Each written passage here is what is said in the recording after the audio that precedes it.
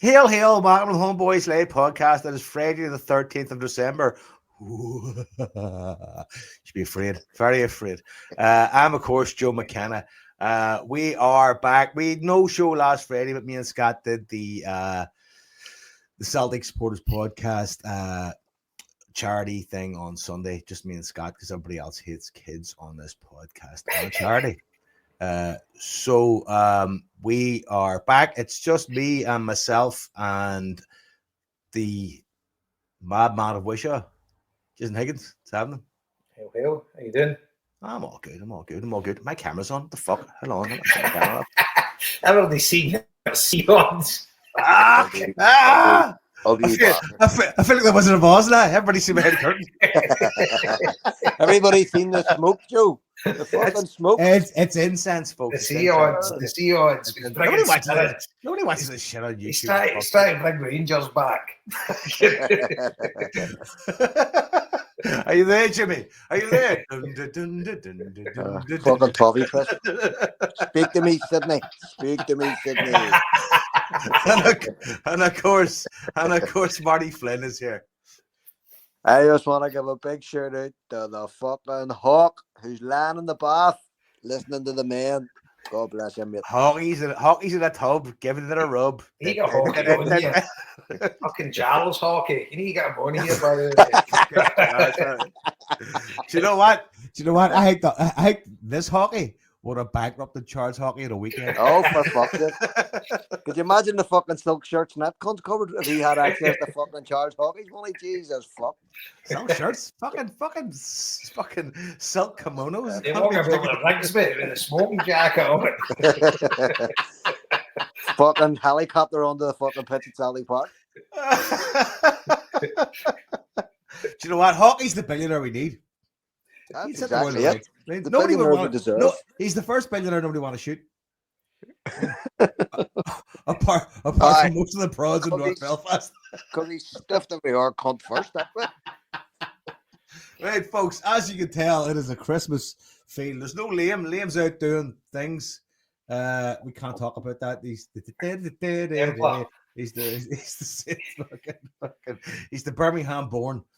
And Scott, I think Scott might be. I think we could be in for another fucking 3-week Scott blackout. Scott's in Manchester, you know.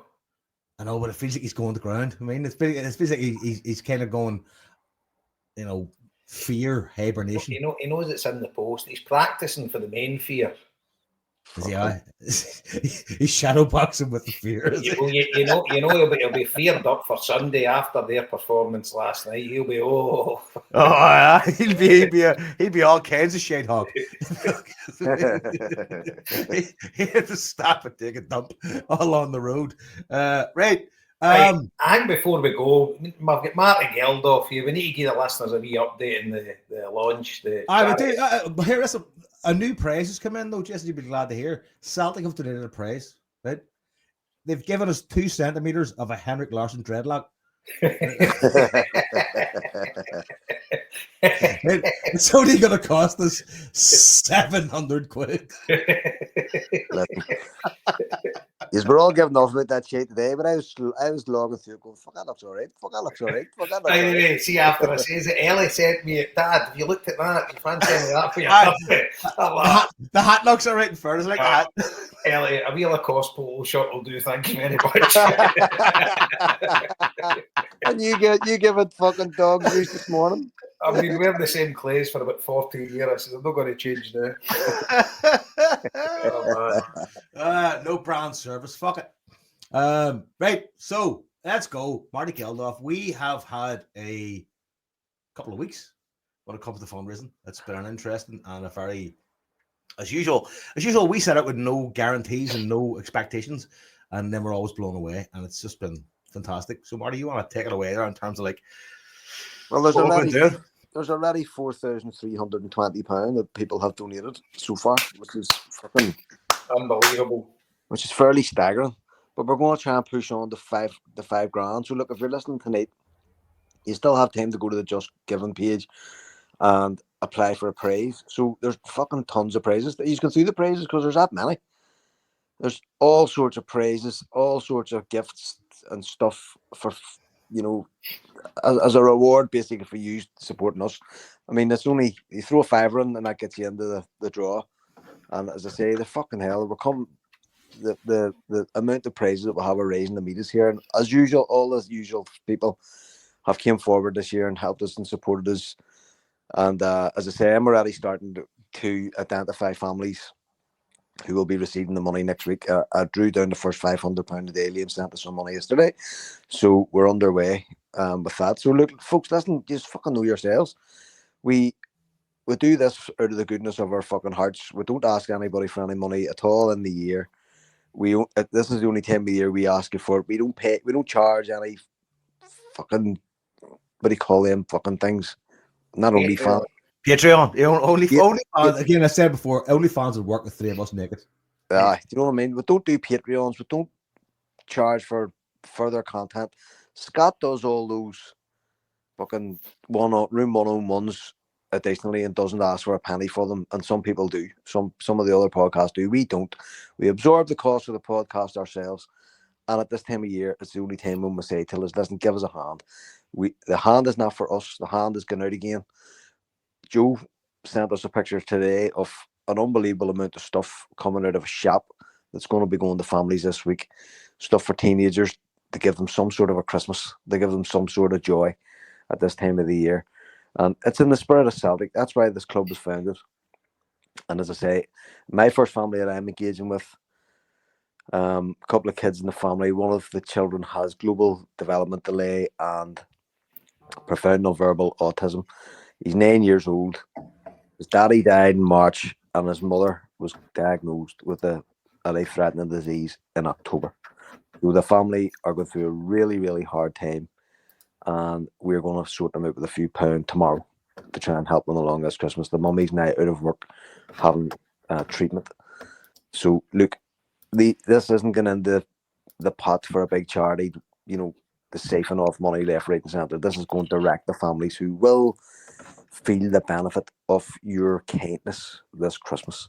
So look, folks, you'll tweet out the link again, put them on our various channels. You see them there. Go on, throw in a fiver, and we'll stick you into the draw. I think when we're in the draw, I think it's next week. Next Thursday.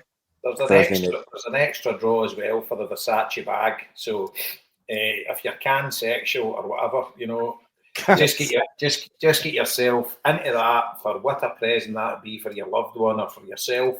And as I say, it retails at $2,600. It came straight to the Versace shop, courtesy of Marty Fashion, who might be joining us tonight live from Los Angeles on the pod. So as I say, if you want in that's a separate raffle. Just put on the comment that Versace is your reference, and you'll be entered into that. We also did get a signed Everton shirt, and just for any Everton fans that I've got in my timeline and stuff like that, we shared it with all them, and that's a fiver if you want in for that. We kept that separate. So, as I say, if you want either of those, but the main one for the fiver, and we also get 2 seats in the Paul McStay suite added. So that's another amazing prize. So that's you in with my big mate Eric and Jimmy. You'll be in the Paul McStay suite, and you get wined and dined and your free drink all day at a match other class Stefco. Do you know what? That's a cracking fucking prize. That's the one I'd be looking for. So, as I say, the prizes are there. I mean, the value of the prizes, but we've got in, we're looking for $5,000. The value of the prizes is more than $5,000. Value of the prizes is 10 grand over. Aye, 10 grand easy, right? So, as I say, it's through the generosity everybody giving us gifts as well. And for the Scottish side, because as you know, we split the money, 50% goes to Ireland, 50% stays in Scotland. And if there's any English charities out there that want to contact us, no qualms there. But we got a letter today for Royston Youth Action, who we've been supporting for the last few years. And it was a very heartfelt, touching letter for the lassie Susan at Royston Youth Action. And they're just blown away by our continued support to them. So we know, because we know people that are on the board there or used to be on the board, and we know there is a set amount of families are identified with the money that we give them to help them get through Christmas Day. Well, I have that letter in front of me here, Jason. So it says, "Dear all homeboys, I am writing to reiterate my appreciation for the support we received at Royston Youth Action from all at the Homeboys for the festive support for our families. We are truly grateful for the kind and generous donation. We hope you all have a lovely Christmas and New Year and enjoy the festive season. Best wishes and many thanks again for all your support. Kind regards, Sharon Kelly, Project Manager, Royston Youth Action." There you go. I said Susan. Sorry, Sharon. But as I say, amazing. We also, I had sent a good friend of mine works in a homeless unit in Glasgow, so we sent them a donation, and it might seem trivial to others, but he went out and bought lighters, cigarette papers, just things that people in times of hardship can't even afford, things like that. So he's got a pot of money there now as well that he can do. He sent us a cracking message as well. Heartfelt thanks, guys. Can't thank you enough. It's amazing what you guys do. We also put money into a local charity here that I gave a good friend of mine, and she went and bought all the tombola prizes, and obviously that will raise more money for like a youth group. And as I say, it's just absolutely humbling. It's a humbling thing. And when we're on our chat between us, as I say, we only mention Royston Youth Action. We don't mention the specific families. We never mention, and everything's done in confidence. And as I say, we are lucky enough to actually see the recipients and what it does to them. We get messages back for them. And it's just, I think every listener that contributes should be very proud of yourselves for what you are helping to achieve here. And we can't thank you enough. Yeah. You've said it better than anybody could say, Jason. I mean, people that have donated, like you've no idea how pure the responses we get are, and we're just kind of the conduit for what you really do. I mean, we just kind of funnel the money towards people, and even today, like fucking, I was sent a thing today. Well, could you get a specific scooter for a child with additional needs and need this? And I was like, yeah, no problem. I and got it and handed it over, and I was like, oh, that's amazing. I'm like, you know what? It is amazing, but like, it's just what we do, and I'm privileged to be able to. I get such a buzz walking around fucking toy shop and stuff today, just fucking buying shit. It was fucking great. You know what I mean? You just know, like, you're sticking stickers on them, putting on people's desks and all, going like, this is this person, this is that person, and you just know that fucking level of joy is somebody's. Right? Yeah.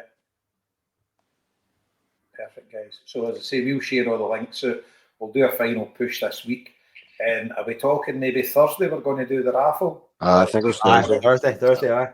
Right, we'll do the draw on Thursday. So if it's possible, you'll get the present before Christmas. If not, it might come slightly after Christmas.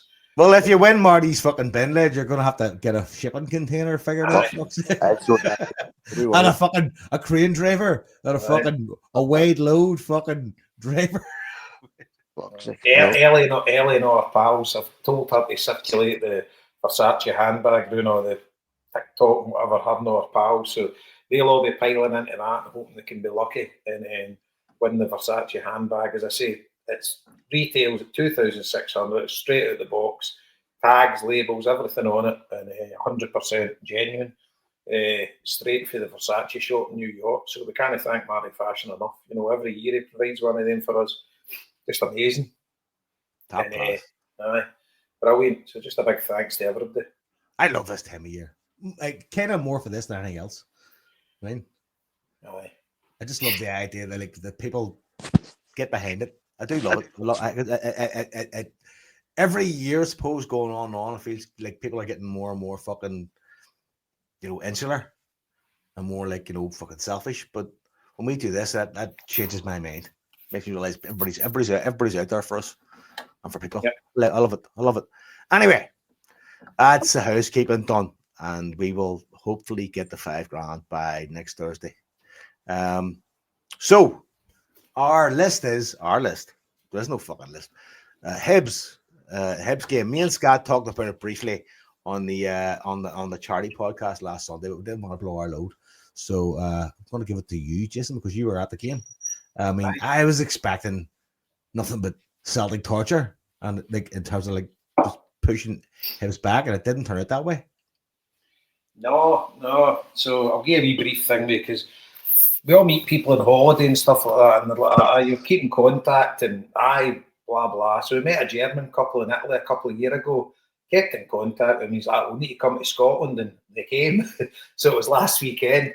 So I took Big Benji, Bayern Munich fan, took him to the game, and we had a great wee day. But onto the game, and what can you really say? It was very, very strange, and for the life of me, I can't understand how Hibs are sitting bottom of the league. So, as I say, there was some changes, right? So we started with Ida up front, Maid and Kuhn. Luke McCowan came in. Engels got a game. People were thinking maybe he'd done his bit, but then obviously he'd trusted in Scales at the back with AJ and Taylor. But Hibs should have scored 3 in the first half. The one the guy ballooned over the bar, but the goal was gating, and the other boy was clean through twice, and great saves for Casper Schmeichel. You know, so for us to not concede a goal and win 3-0, it didn't really tell the full picture, you know. But I tell you one thing, the entrance money alone for Kyogo's goal, oh my God. See, at the game, I didn't notice how good it was. You seen the replay and the way he's cushioned the ball with the inside his right foot. He's kind of lifted his leg out to let the ball go under him, and then cushioned it, and then what a finish! What an absolute beauty of a goal! You know, it was. I mean, he's done something you haven't really seen in football before. Like he's kind of glided himself onto the ball by jumping over it before it even got to him. Aye, it was mental. It's phenomenal. Like, I mean, it's like there's control when the ball comes at you, right, and you're static, right, and then there's control when the ball comes at you when you're moving. I don't know if I've seen that kind of play before, where somebody's controlled the ball while they're actually in flight, essentially. Do you know? It's a good point you make, Joe. I've never really seen a goal like it before in my life either. No, I mean, off the top of my head. The only thing I can think of is, remember the Canio's goal against Wimbledon for West Ham, where he was in flight when he volleyed the ball, right? But that was first contact, right? Aye. What Kyogo did was control the ball while he was in the air, and then essentially and then ran onto it like it was. Aye. Like he got it on the ground. Aye. I mean, and then stalled, dummied, and then chipped the keeper. Right? I know. I mean, fucking see the presence of mind it takes to do that. I know. Fuck me. But an interesting thing as well, obviously Engels, he gets a goal. His first goal he scored through open play. I think his previous goals were all penalties, weren't they? So I think that's his first goal through open play, and he's obviously been coming in for maybe a bit of stick with some fans. The rest is like saying, give the boy time, you know, he's young. It's a total different fucking sport he's playing in Scotland. But I was glad to see that. And also jumping forward to the Dinamo Zagreb game as well. I thought when he came on, I thought he was excellent. You know, I thought he'd done pretty well. I thought Celtic were the best in the last 10 minutes of the game, but we'll get to there. But I was glad to see him get a goal. You know, that was pretty good. And it was just it was a funny game, but delighted to get out 3-0. Don't think we were firing on all cylinders by any matter of means. And people were using the Scales Trusty partnership as blame. And there has to be some merit in that, because we were cut wide open twice. You know, we Hibs and the two central defenders kind of didn't really have much in them. If Carter Vickers was on that part, you wouldn't expect Hibs to get through there. But fair play to Hibs, they made the opportunity. But I'm not going to be hard on Scales. I mean, he's not getting the minutes now, so it's going to be harder. But you know, to step in. If Hibs had a finisher, it would have been fucking 3-2. That's another thing too, Jason. Like, so again, the move away from the Hibs, I'm not trying to take away from the Hibs match, but given where we are in the run of this fucking incredible fucking run of games, Rodgers is rotating the squad really well. But when you think about it, it's actually really rare to rotate your defence. You know, you always want your defence to stay fairly solid, and then you rotate your flair players or you rotate your midfield. That's a good point. So he's doing it with his defence too to try and get through this and to try and give Carter Vickers rest on that injury. You know what I mean? So it's even more remarkable in where we are really. But the thing is as well, when you look at it, I mean, we had the stats with 75% possession, what you expect. Shots 21, Hibs had 14, we had 11 in target, they had 9. You know, so we still had the best of the stats, but there wasn't that much in it. Hibs had 7 corners, you know, and for the life of me, I cannot. And Mark Strachan texts me after, obviously a big friend of the show, does the regular Hibs Celtic 1-on-1s with Scott. And Mark's a great guy, and he texts me after it, and he's like, unbelievable. He says, I can't believe how well we played and get nothing to show for it. And he says, I can't understand how we're bottom of the league, but fingers crossed for them, you know, David Gray kind of turns it round, because he seems a right night. He's obviously a Hibs legend, and he seems a right nice fella. And even when they were going through their terrible spell, which they're kind of know how to get, but he always kind of spoke well, and he seems a right decent guy, and I'd kind of like to see him doing well. But on that performance, I'm pretty sure Hibs will get out the mire, and they're only a few points from getting out the mire. David Gray appears to be getting a lot of grace because of who he is. I mean, in terms of like, you know, I mean, like fucking a lot of like nomad managers would have been fired by now, right? Yeah, you can't keep. I mean, Hibs have probably through more managers than any team in Scotland. They did it with Frank. I know it's true. I think like the thing that I would hate to see is someone like him, known for a fucking like a historic header, suddenly become a guy that's known for getting fired. I mean, that's a kick in the bollocks. Aye. No, from their perspective, they're all willing him to win, and they sung his name, you know. So most of the fans it's unbridled love for the guy, which is fair enough. But at the end of the day, if you keep losing games, and at the end of the day, if they start losing more games, and you know it comes to February and they're still rooted to the bottom, they'll probably have no choice but to try and get somebody else in. And interestingly, see the amount of Hibs fans I know, every one of them would have Neil Lennon back a minute. They loved Lennon. They loved him when he was a manager there. Fuck, I could come to pass fucking soon. But, like, David Gray's not the biggest name the fucking scalp. If you remember, Frank Souze managed them after he played for them, and he didn't fucking last long. They got rid of him fairly sharpish. You know, so they've actually given Gray a lot of rope, I think. They have, but I mean, on that performance, they've got some bloody good players. You know, they played some good stuff. If they had a striker with some nerve, they'd have beat us. Aye, but very happy to get the result. And as you say, it's all about the W. And when you're obviously in the middle of Champions League games and stuff like that, and you're playing 2 games a week. I was thinking about it today, right? I think there's been 24 matches. The only match we've lost is against Dortmund, right? We've got 9 points in the Champions League, and we've looked all right in the Champions League apart from that one match. We have raced ahead in the league. We're ahead of our nearest rivals and ahead of our biggest rivals, right? I can't think of a better 6 months in Celtic from when I started fucking supporting Celtic. I go, this is it's actually incredible. Oh, Marty, the Rangers are coming on Sunday, so fucking relax. I mean, they drew with Spurs. It's happening. That smoke must be working in his. He's dug them up. You hear me now? The Yeds have been talking to me. They told me. He's fucking sitting with the trophy here on Sunday. Do you know what I mean? It's a fucking incredible time to support Celtic. Do you know what I mean? Absolutely, totally, and it's weird, isn't it? See, we're obviously this new Champions League format, but we're not used to this. You know, definitely not. Because I remember when we qualified and we beat Man United, I left that game not even knowing that we'd qualified because I wasn't even thinking about it. Yeah, you know, so even with top class Celtic teams and the best teams that we've seen with Larson and stuff like that, we toiled. You know, we struggled.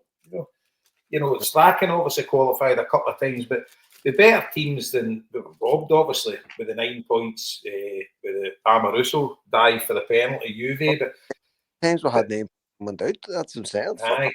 Aye. No. This is generational pessimism. Pessimism. That's it. Aye, but it's like I think one of the guys in one of the pods or whatever was it Scott was talking to them, or was it maybe he put his own some young guy that does a Celtic podcast, and he was talking about it was the first time in his life he's ever seen this, like in Europe. You know, I mean, genuinely, like it's been an unbelievable 6 months. I think right back even to pre-season, we'll come out of the fucking traps in pre-season. I fucking went for it, so it's extending right into July. And you know, yes, not every match has been fucking like outstanding football and whatever else, or you know, but just a general steady, you know, performance right through all different players playing. You know, we've had an incredible amount of first teamers rotating them about, making changes, couple of big injuries during that we've managed to scrape through. Well, it's been brilliant. You know, it's been absolutely fucking brilliant. Like, and we always sort of, you know, we're always sort of, I know Joe saying about the generational pessimism, but we would always sort of look on the bright side. This is a fucking great time to be a Celtic fan. Oh, so, absolutely. I mean, when you, I know it's like pre-season friendlies, but when you're actually studying the best teams in England, you know, or possibly fucking the world, you know, because the EPL badge themselves up as definitely the highest paid sort of shower in the world. And they reported a profit today of 715 million. Aye, so look at that. Pre-season. Look at that fucking Chelsea team. Look at that Chelsea team's outstanding. Aye. Do you know what I mean? Walloped them. I was there. I know. I was actually at the game. That's exactly. Do you know what I mean? It was set. Roger set the marker really early towards this season, and he has kept us to it. Now we can get into the weeds about, as I say, we will do when it comes to Zagreb here. You know what I mean? But fucking hell, it has been. Like I've always said, and here the other fucking kicker was the international games. We are setting men on fucking 24-hour flights to get to fucking Japan. Do you know what I mean? Multiple members of our team are away. See if your dad's at Maeda, it takes 7 hours. Fuck. He gets out and runs beside the plane. He arrives before the plane. He's a passport control before the pilot. There has been a busy schedule of international games as well in the autumn. It's been fucking relentless. And here's a stat, right? Nobody's really picked up on it, right? But we're actually getting into this cup final with 0 injuries. None.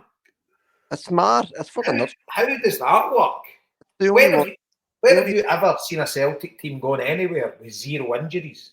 And that's the thing too, Jason, whereby see when players want to play, injuries become insignificant. They'll play through it smaller. Like, because who was it I was listening to last week? And they were saying, there was a couple of footballers talking. I says, have you ever played uninjured? And I went, nope, I've always had some sort of injury. Aye. But when you're riding high, you don't give a fuck. You just can't wait to Saturday to get playing. I think he said last week, Thiago Holmes is the only player who's still injured. Everybody else is right. Okay. Good to go. I forgot he was even worse. Yeah, that's the only one. Do you know what I mean? But that's the point. He's not even a player you would even miss. You know, all the players that you need to be there are there, and the way he has conducted this kind of the 60-minute strategy, where he replaces leg for leg to keep the tempo up. It has worked. It has worked. It's been incredible. It really has. Now, and as I say, it's rare that you would ever rotate your defense, but he's done it. You know, and you're right. Like, people can't get injured. You know, Taylor gets injured, Johnson gets injured, Carter Vickers gets injured. Nobody's fucking noticed that whatever he has had to do to get through. As I say, the only exception being the Dortmund game, which he learned from. So you can't even criticize him really for that, because he didn't make the same mistake twice. It would be different if he was going out and making the same, you know, fucking mess as he did that night, but he didn't. And very quickly, like, we all went into the Atalanta game kind of shaking ourselves and went, whoa, hold on, what the fuck happened there? Aye, he says, I won't change the way I play. Fuck you, it's fucking right, I will. Right. I must have been mad, I didn't think he had it in his locker. Right? I thought he was ultra stubborn, but he's a fucking shrewd operator, man. Bloody hell. That match is a stickener too, Jason, because our goal difference, we have been so good.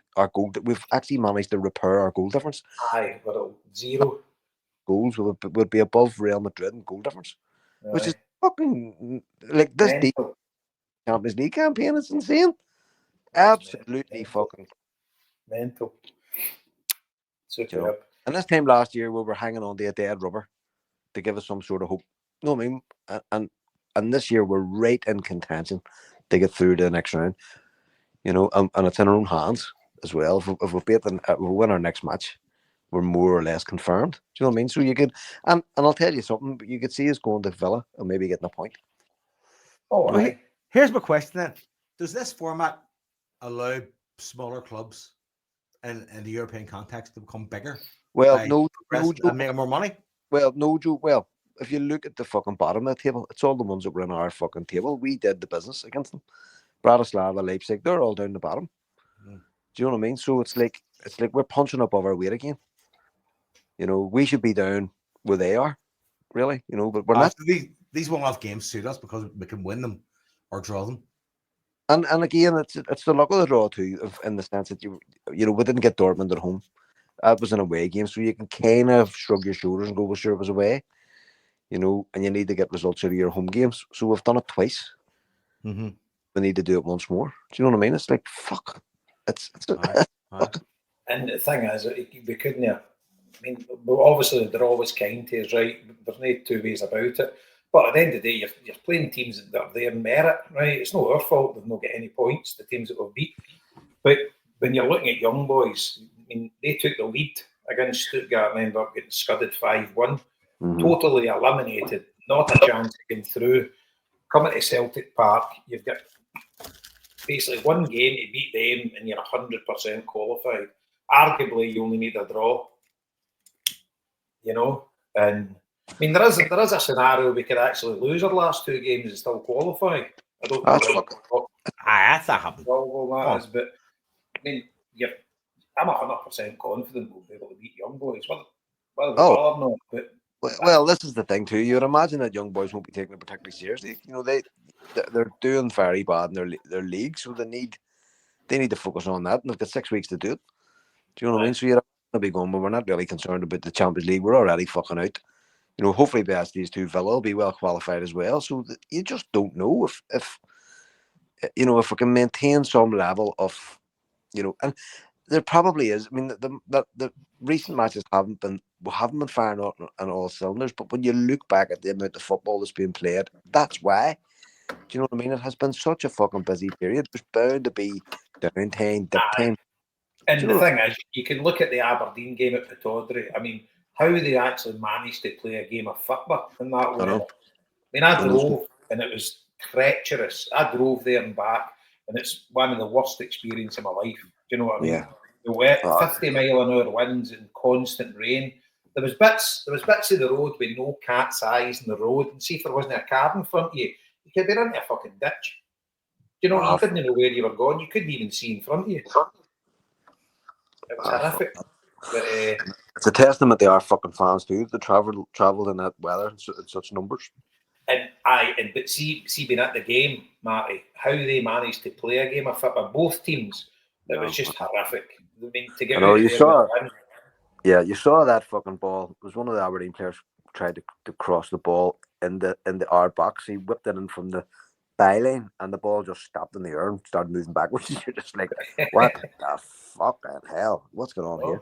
Do you know? So look, I know the Hibs match really was just sort of the run of the mill, but as you said, we did have enough possession and enough. You know, you would have. While Hibs did okay and had efforts, we got the stats you would have expected in a match like that. So in the round, it was fair enough. We got a game with another load of goals under our belts. You know, and that Kyogo goal was just, fuck's sake. If that wee boy can click, I swear to God, and it's been a shame for him too. He hasn't really done it in the Champions League again, but it's some of that isn't his own fault. Do you know what I mean? And you're just like, if he is such a mercurial talent, that sort of talent that you can't teach. You know, just absolute fucking, you know, just anticipation, and he's just that goal, like. The commentators were kept trying to describe it, and they couldn't. They're going like, he sort of did this, and when he moved his foot, and they were actually trying to describe it. And I was looking at it, I don't know if I'd seen it. And I was going, I know how difficult that is to actually describe what he just did there. It was the actions of a genius. Totally, and absolutely natural. It's such a natural, and like we're lucky to have him, and we're lucky to have a lot of other fucking real decent players on that squad. Do you know what I mean? Do you know as well? See, at the age he's at as well. We've seen the absolute best of him. I thought maybe we've seen his peak. Aye, that's what I meant, Joe, when I said we've seen the absolute best. But so that. Pop off. But I thought maybe a year ago or that, even when Ange went to Spurs, I thought he would have took him. But you'd have got him for comparable to what English teams pay. You'd have got him for a song. But just, I'm so delighted he's with us and he's still here. And Big Ida's done great. And the big man's he's paying his way every way possible, I think, and I don't care about the price tag. The big man is doing the business, and he's done the business at the highest level for us. And obviously we'll get into Zagreb now, but Kyogo for me, just like, and the thing is, he does thrive at Hampden Park, so we'll obviously get into talking about the cup final as well. I can't wait to see the wee man out in the big park, I don't know. We haven't covered Casper. Man of the match. Aye, I know. Oh, aye. At the Celtic home game where he won 3-0, where your goalkeeper's man of the match, and the Green Brigade sung the last Christmas to Casper's Michael. Exactly what I was getting to. Aye, brilliant.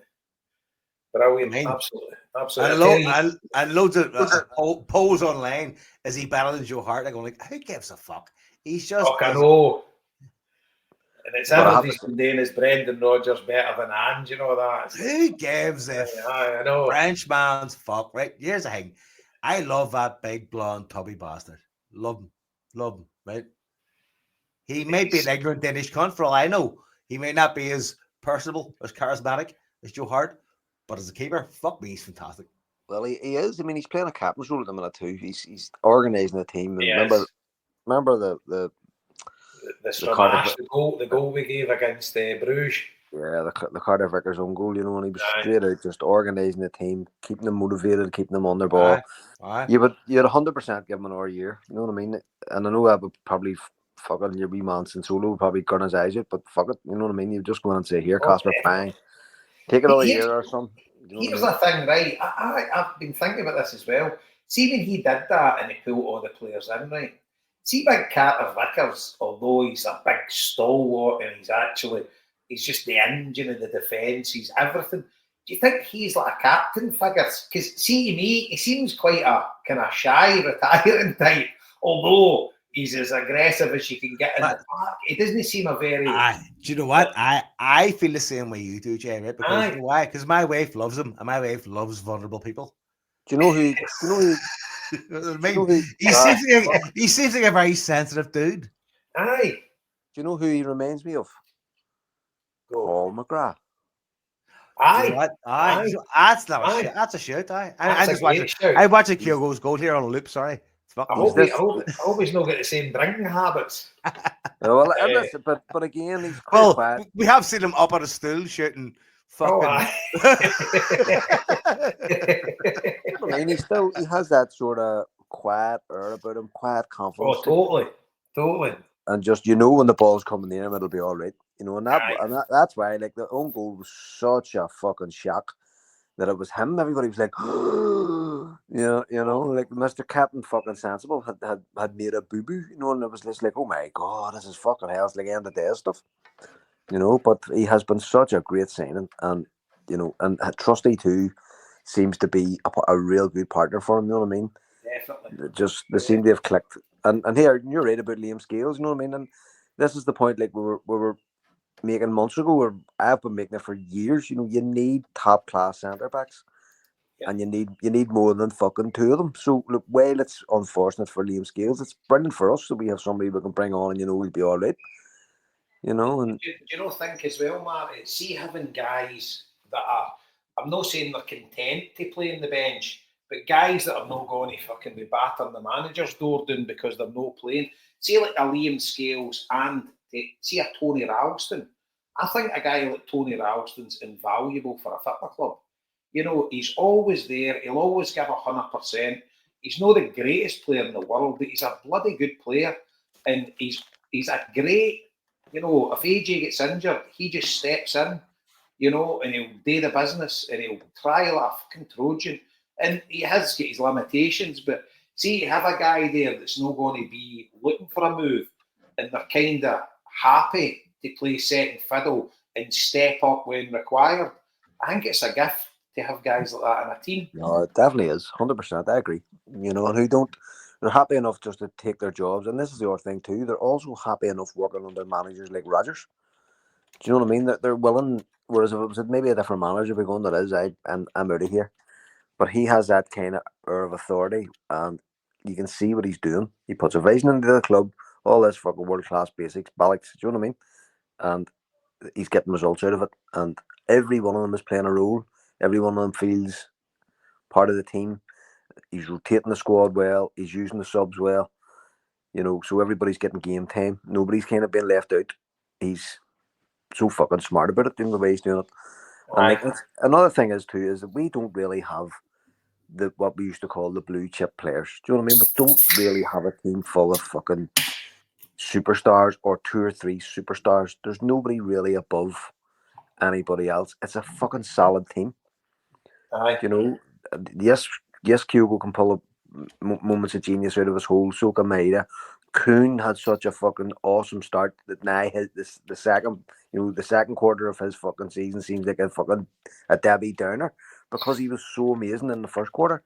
Do you know what I mean? But they're all operating at a fairly standard level across the team, and that's steady Eddie stuff is just what we need. You know, you maintain this level of performance for the rest of the fucking year, we will have absolutely nothing to worry about. Aye, definitely. So, on to Zagreb.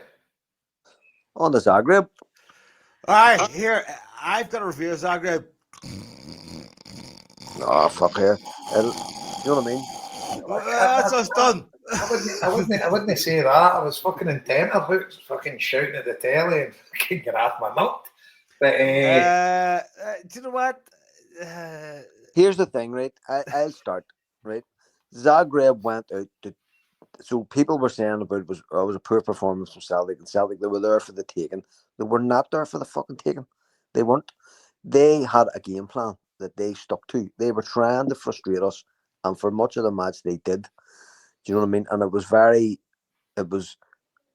they're having such problems with their injuries and men out and whatever else they couldn't fill their fucking bands. They were reaching in for youth players.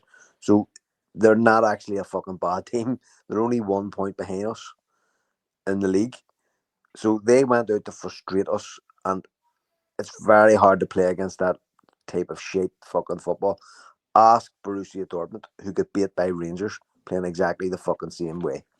So in years gone by, we have been black-eyed in matches like that later on, you know, giving away a fucking stupid goal after maintaining a certain level of play for ages.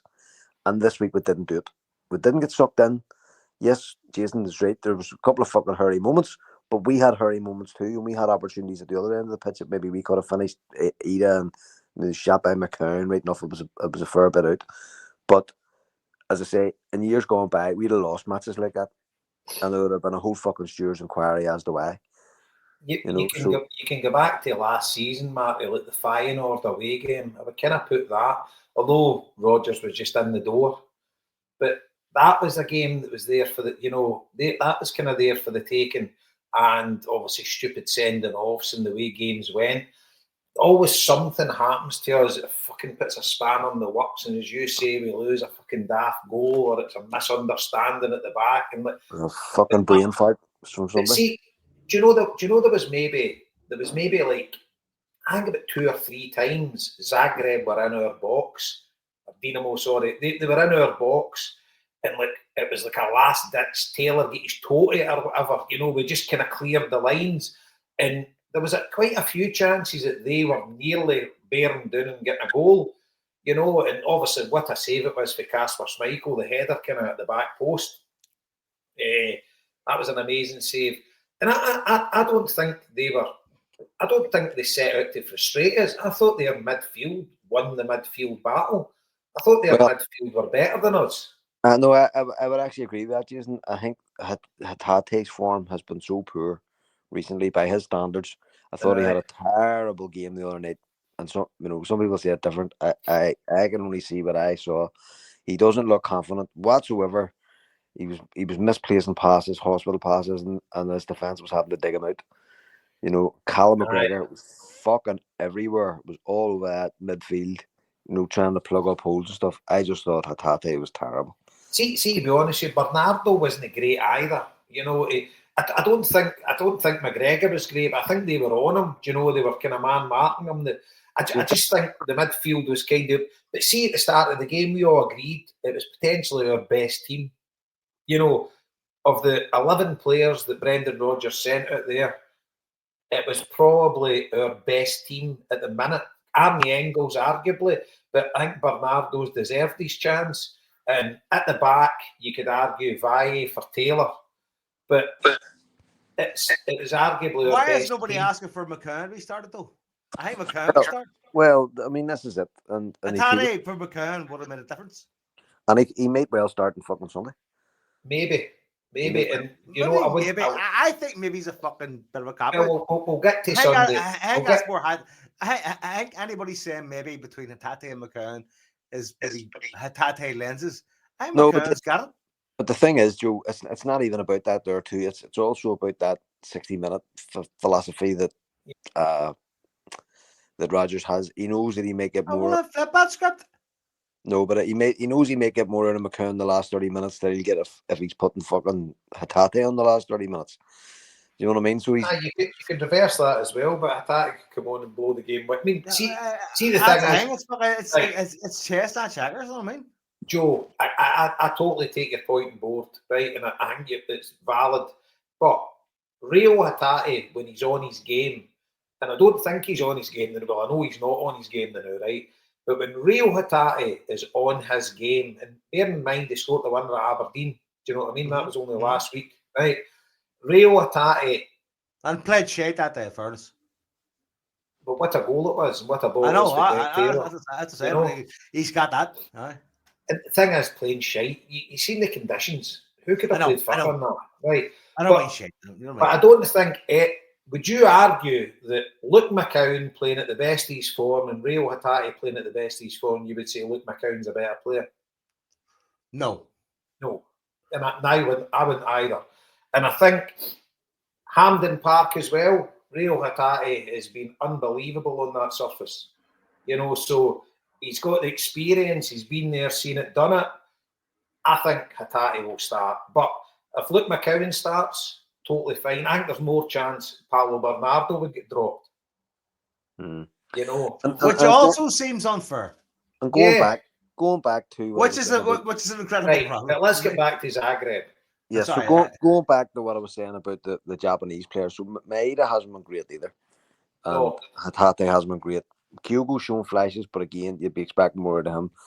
And I can't see how there is any question that trip, fucking round the world trip, has not had some sort of effect. And it probably would have been better picking a game to leave all three of those cunts out. Oh, McCann's cup-tied, sorry. Okay, sorry. Right enough, he is cup-tied. But going back to my point about the Japanese players, because it's different if you had one Japanese player going away. We were setting them in crowds, and they haven't had any real break. So that could be playing into what's happening with Hatate and Maeda too. Because it's not like they aren't firing on all their cylinders as they usually would. So again, if you can get them rested and give them some chance to get a bit of fucking heat under their legs at this time of year, we might fucking end up being better off for it along the stretch here. Do you know what I mean? Because Neil Lennon said it the other night. Neil Lennon says he expects us to win the league early. Sorry, it wasn't Neil Lennon, it was Aidan McGeady. Aidan McGeady said on Sports Scene, he said, no, I expect Celtic to wrap this league up pretty quick. And God bless him, hope he's right. But decisions like that about, saving a player for a month's time will make a difference. I mean, it's such a packed schedule. And thank fuck with no European matches, for... The thing is, no Christmas break either. That's the first in a few years. Yeah, so do you know what I mean? But I suppose what I'm trying to say is you want to get the league wrapped up early, because at some stage there's going to be fuck-ups and balls-ups just through fatigue. So let's get back to Zagreb, right? Because because we obviously had conversation. And Liam is adamant that it's a missed opportunity. Scott kind of is airing that way as well.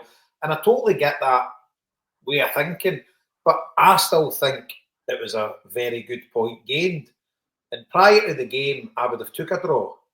Yeah, because everybody would have chosen. If we were sitting at the start of the fucking campaign and you were looking at that match, you'd have been saying, if we got a draw there, that's a fucking some result. Aye. And people, I was talking about it at work to a couple of boys at work, and they're like, I think we'll win the night. And I was saying, I'm not sure. I think it's a total 50-50. I was kind of similar with that in the Bruges game, or the Bruised in Joe McKenna's world.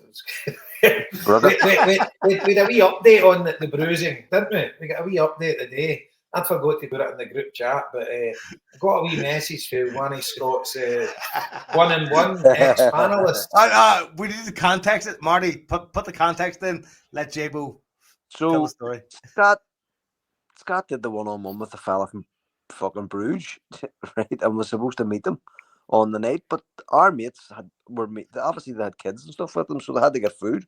So our mates were in a restaurant and having a drink in Glasgow, and this guy was supposed to come and meet Scott.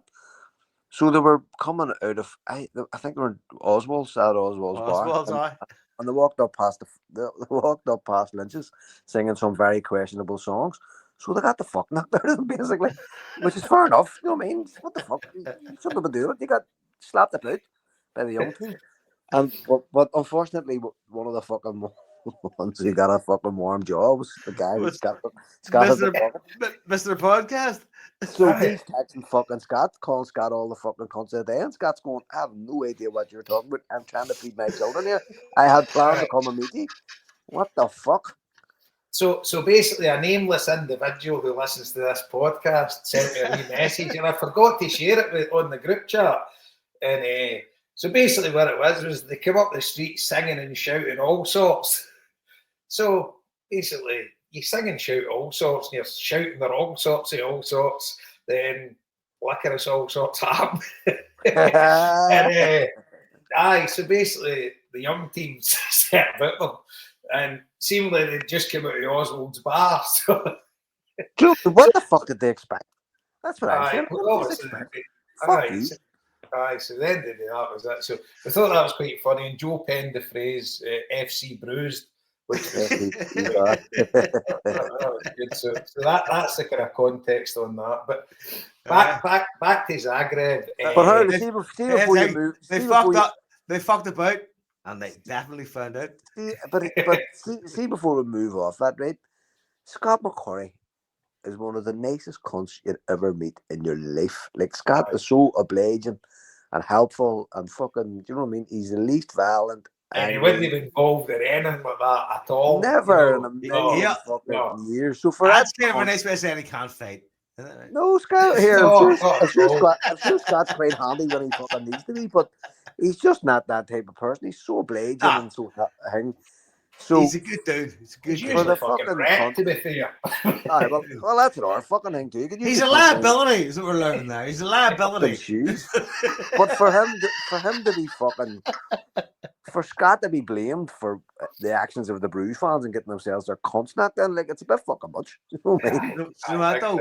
Sometimes conspiracies are real. Conspiracy or cock up. Somebody get anyway, we put it to bed anyway. So FC Bruise get bruised because they have to get bruised. Fuck him. That was it. So that's it. But back to Zagreb. So I've said to you countless. So Liam and Scott were like, opportunity missed, and I totally take that. But as I said before the game, I would have definitely took a draw. I was saying to people at work, 50-50. I was very similar to the Bruised game, that it was a 50-50. And two kind of similarly matched teams, although I would probably say we're a wee bit better than Dinamo Zagreb. If the game was at Celtic Park, I'd have been disappointed if we didn't win. But we went to Zagreb, we've played there 3 times before, and we've lost 3 times. I was there in 98. And we had Henrik Larsson the lot with the cream of the crop, and we get pumped 3-0. You know, albeit the Prozinecki and Big Viduka. But the thing is, these Croats can fucking play football. And in my mind, and I've said it countless times, Croatia is the best football nation in the world. If you look at them, a population of 3 million, they get to semi-finals of World Cups, for God's sake. You know, I think the grannies can play football over there. You know, they're just all good at football. Do you know what? And I played in a Polish league in Florida when I was 21. I was 21, right? And in a Croat team, and the lads were players. Aye, they just fucking grow up with a football. You know, they're fucking quality. Like, all the Slavic teams are good on the ball and whatever. And just, you never take anything for granted. But as the game was panning out, you could see we kind of should have had the measure for them. And I get that mindset that you're disappointed that Celtic didn't create more chances. We had a great chance with Nicholas Kuhn when he's took the ball down the wing, does what he does, cuts inside. It opened up perfect for him. But obviously the defender get the challenge in, and it didn't even get to the keeper. And then you look McCown's shot, and then by God, when the subs come on, Jamesy was outstanding. What a run for Engels, the ball down the wing, and Big Ida. What a pass! What a pass! I tell you one thing, James Forrest's been great the last few weeks. You know, it has been weeks. And but what I'm saying is, for the start of the season, he was not really been great, but people are saying, "Oh, maybe he's finished." And again, he comes back and just comes back. Fucking, he's like Rocky Balboa, and he's never defeated. I said this 2 years ago, right? I think James Forrest brings out magic. He does. Oh, he definitely has. Big time player as well, but his vision and everything. But I thought actually when they brought Engels, Ida and Forrest on, I thought we had our best period in the game towards the end of it. And it's quite ironic that when you look at it with the 2 fixtures left, I think Dinamo Zagreb have got AC Milan and a big team. I can't remember who it is. So the likelihood of them getting any points at the last 2 games is very slim. So you would have thought they would have threw the kitchen sink at it to try and beat us. But it's credit to us because we obviously didn't let them. And I thought at the end we finished the game stronger. I thought if the game had been on another 10 minutes, I thought if there was one team going to score, it would have been us, which is a very, very strange thing to think when you're playing away in the Champions League. You know, you don't get easy games in the Champions League, or you don't get, in paper, you don't get easy games. It certainly wasn't an easy game. But the long and short, I was pleased with the point. Very pleased with the point. And it puts us in a right good position with 2 games to go. And to me, it was a point game. And I wasn't... But the overreaction to some Celtic fans, I suppose that shows you where we are now and what magic Rodgers has worked this season. That's just modern wankers being wankers, right? Here's the thing, right? See, if you watch a game... I watched that game through a certain kind of... Do you remember when Scott put it in our chat, right? And he said, listen, this team are brilliant, but they catch you on the counter. They're quick. They have a zip to them, essentially, right? They can zip through you. And I thought at points in that game, they definitely threatened that, right? Because they had speed up top and they had backup, right?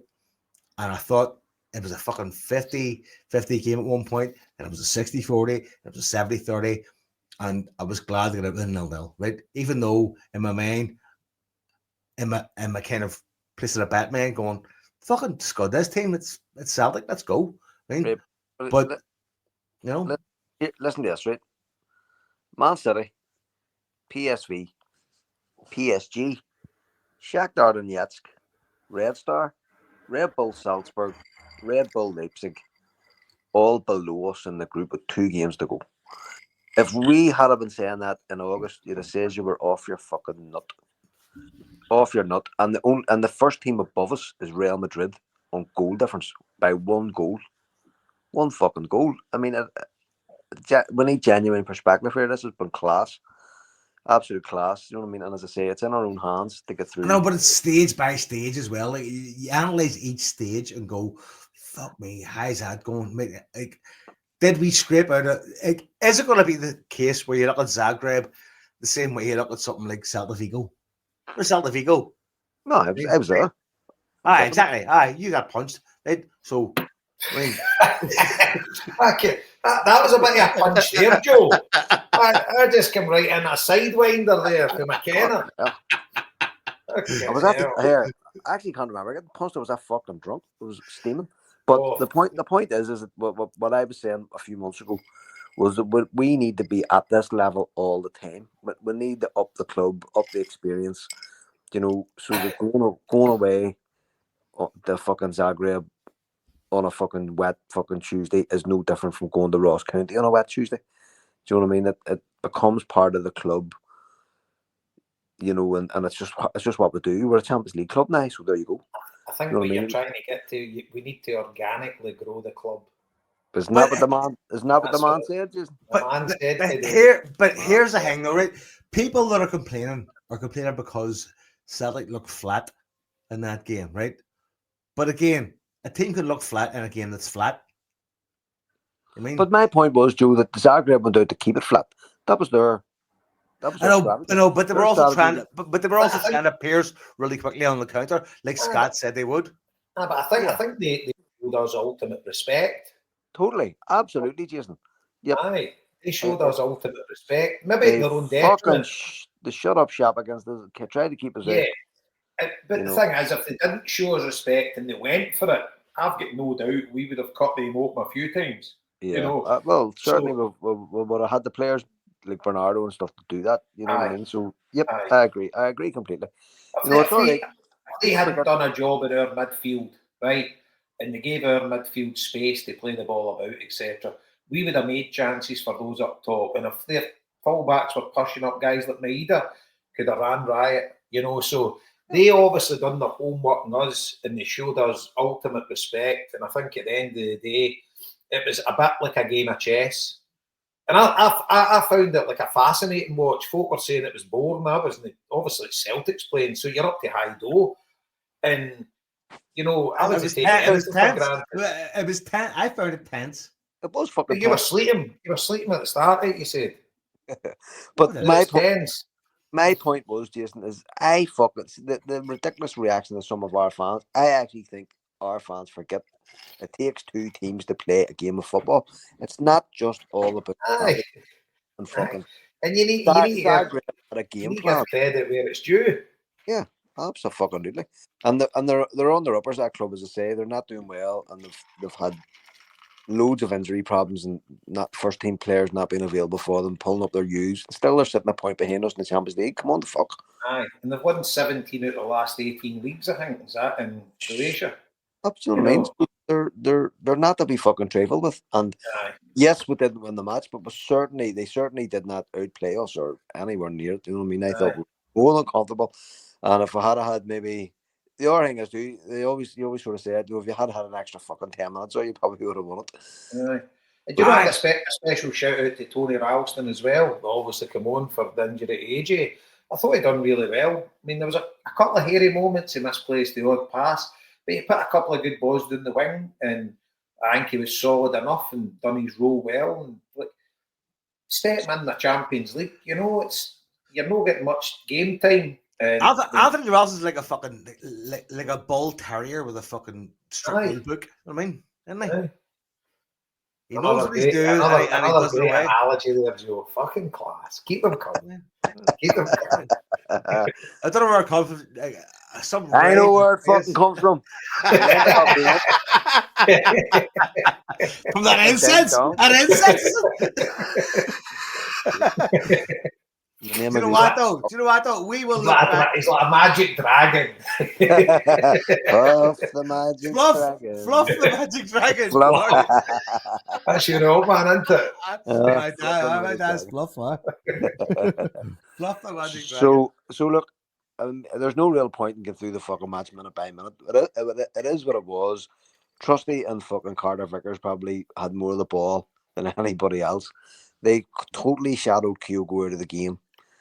They, just as Jason saying there, they paid maximum respect to Nicholas Kuhn. He couldn't fucking move. There was two on him practically the whole time. You know, so they, as I say, they had their game plan and they went out and executed it. It's unfortunate we actually did have chances where we could have scored. So it's not like we didn't have fucking chances where you'd be going, oh, it's fuck all there. We actually did. But again, there's a goalkeeper in fucking play here too who can make saves. So unfortunately, it just didn't fall to you know, fortuitously as you would have wanted to. But that for one at anybody, that one at the end, Marty, the chance at the end. I mean, I know. fair play to the big defender. Bloody hell, that could have went anywhere. That 100%. was, to me, it was a guaranteed goal. See, when that cross went in, I was 100%. sure we were going to score. But see when you look at the match stats, Marty, sorry to jump in, but when you look at the match stats, we had 69% possession away from home in the Champions League. But when it goes down to shots, they had 11, we had 7. They had 2 in target, we had 1. And our 1 was arguably Coons was in target, but obviously it's got the defenders got there, so it's no counted because the keeper's no saved it. But so it was only really the Luke McCowan one that was, he didn't hit it right, you know. It was a kind of half chance, but it was a comfortable save for the keeper.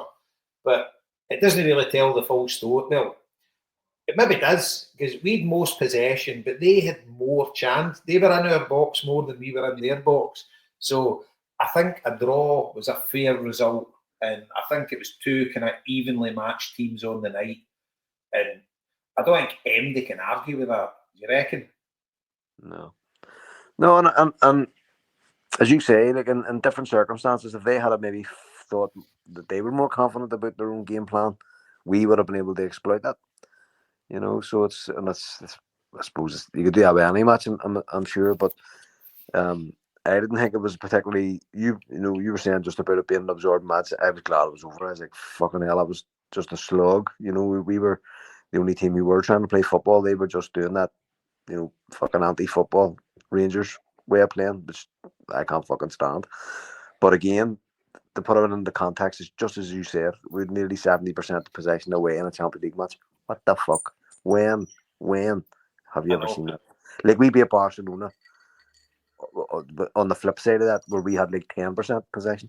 I think that was kind of proven it was wrong. It was like 20-odd%, but I think it was the urban myth was like 12%. I think it was 23 or something. But I get the point. I was at the game, and I mean, fucking hell, it was like the Alamo. You know what I mean? So it's like you know, football's not played on a fucking spreadsheet. It's played on grass. You know, when you set out your team to play a certain way, but there's never any guarantee your team's going to play the way you want them to. We were just talking about Hibs earlier on. Like, nobody's suggesting that David Gray's putting fucking Hibs out to lose, but it's just the way it is, and they, you know, playing to your own players' strengths and trying to exploit your opponent's weaknesses. That's football, you know. And we've done really well so far. I'm not, you know, fucking. I think we've had such a very, very good lot of months. I'm kind of waiting on it, you know, the bubble coming, and it will come soon. You know, we will, but that's my point. I'm hoping that we're just so far ahead, that we've done so much, that we've put in so much work, that the effort has been there, that it won't matter. By the time it comes, it'll be incidental rather than having some sort of detrimental effect on the whole league campaign. So, but Rodgers deserves great credit. I have to fucking say, like, he deserves 100%. He deserves great credit. And see the thing is, calling in the night. We are calling in the night now. Yeah. We're at that level. We're definitely. He heard us. He heard us calling in the night. I was the other day going like, I mean, I'm in my own head going like, where are we? That's like, you know what? I fucking love Brendan Rodgers. I fucking love him. I mean, he is. It's more pure now than it was back then. But he is an elite manager. I mean, there's no fucking question. The man's an elite manager, and just what Jason was saying there about the way, you know, about that comment he made today. Do you know what I mean? It just you're just going, that was the right thing to fucking say. Do you know what I mean? He just has that. I mean, last year when he was saying the Rangers are coming through up here now for fucking years, you know, he just takes the whole wind out of the sails of those trying to give fair when they are opponents, you know, and he does it so intelligently, you know, so smart, fabulously. When that Celtic podcast went into stuff about Bruges, was it before the Bruges game? They went into about 40 things about tactical. They just went yes. I know. You're not going about Alistair Johnson for a fucking 2 minutes. I was like, we never found out who that was, did we? Who asked that? Do you know what? I don't want to. I don't want to. You know? I'm not really bothered either. Do you know what? See, during the COVID days, it was all digital. I spoke enough shit on those podcasts. I mean, on those fucking like digital fucking press conferences. I vowed I would go back and fucking listen to some of their podcasts for that lockdown. No, but I know, but Jay, I used to be on those. Like I used to spend my lunchtime on those Some of them are press fucking conferences. You'd be on asking the manager questions, wouldn't you? Aye, that's how we set Marty to fucking speak to Liam Scales in Irish. That's right, aye. Remember? I mean, and next thing Celtic adapted that. Next thing Liam Scales speaking Irish on fucking podcasts and fucking hacking fucking St. Paddy's Day merch. I mean, because here's the thing. I'm gonna hold on. I'm gonna go and grab a beer. Be back in a minute. I sent the data on the Celtic and said, listen, by the way, just so you know, here's the traction on what happened here. I just go. And would you believe they took note?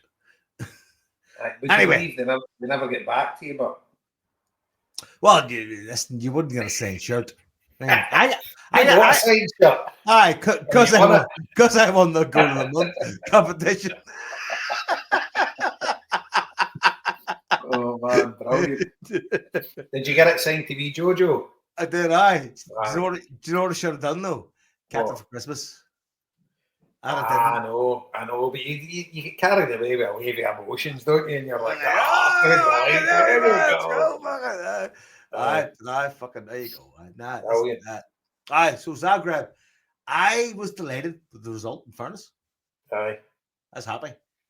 Big time. I can understand where Liam and Scott were coming from. It's like an opportunity missed. They're kind of you can. I think one of the boys said it in the chat earlier. I'll scroll back up. D. Boyle says, great point, but also a missed chance. Aye, totally. You know, it can be both. You know, it's a great point, but you just think, but as I say, credit's got to go to Dinamo. You know, the way they set up and played, and they were in our box more than we were in their box, so they'll be disappointed. You know, and our keeper made an amazing save. Their keeper didn't. So, but what I would say, that chance at the end was the best chance in the game, you know, with their defender. How the hell he cleared that, I'll never know. You know, he done amazing, because even if, I know Engels, it was that quick, but if he cut it further back, I don't know if it was Luke McCown or whatever, was in the penalty spot when nobody near him. But Ida's sliding in just to tap that in the net. You know, and 9 times out of 10, that's a goal. And what a move it was. It deserved a goal. But, you take the point and you move on. You know, the Dortmund game to where we are now, fucking nobody would have picked that. Nobody.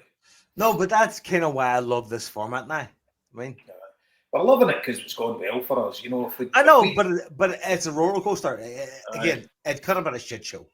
And correct me if I'm wrong, Joe. I think most of our points have came for the top teams that we've played, apart from Dortmund, obviously. You know, so happy days. So roll on the 22nd and then the fall. So we've got 2 games in a week. So we've not got a game now at the 22nd of January. Young Boys at Celtic Park. Aye, me and young Jojo are over for 3 days. You over for it? Nice one, mate. I'll meet you. You over for a couple of days? We're over on the Tuesday and the Thursday. Brilliant, mate. I'll definitely tie in, mate. Staying out with Big Alan, swear. Nice one. I'll meet you if I'm here before the game. Same, mate.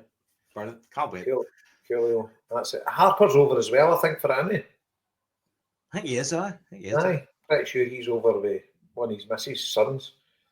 So, that'll be good. Right. So, what's your plan for Sunday? Plan for Sunday? I'm just going to go on the bus. Me and Ellie, Mick and his boys, and Mick's sister Katie. We'll probably go to the Railway Tavern. Sorry, can I ask you, I suppose, go back a second. Can I ask you about the funeral? Is that okay or no? Aye. Do you know what? I was actually thinking about that there, because I've not been on a podcast since we went to Big Park. I know. As soon as you started mentioning the bus and the tavern, I was like, you know what? We haven't spoken about that. So I told you the story, didn't I? I tell you what happened after the funeral. Did you? All right, maybe I didn't then. Right, oh my God, what a story I've got for you here. Right, so to put it into context, my good mate Peter. Peter's been a pal of mine for first year at high school, and goes everywhere to follow Celtic, absolute diehards. And his dad, Pat Ross, sadly passed away. So Pat was the owner of the Railway Tavern in Motherwell, so it's an institution, massive Celtic pub, family Celtic diehards.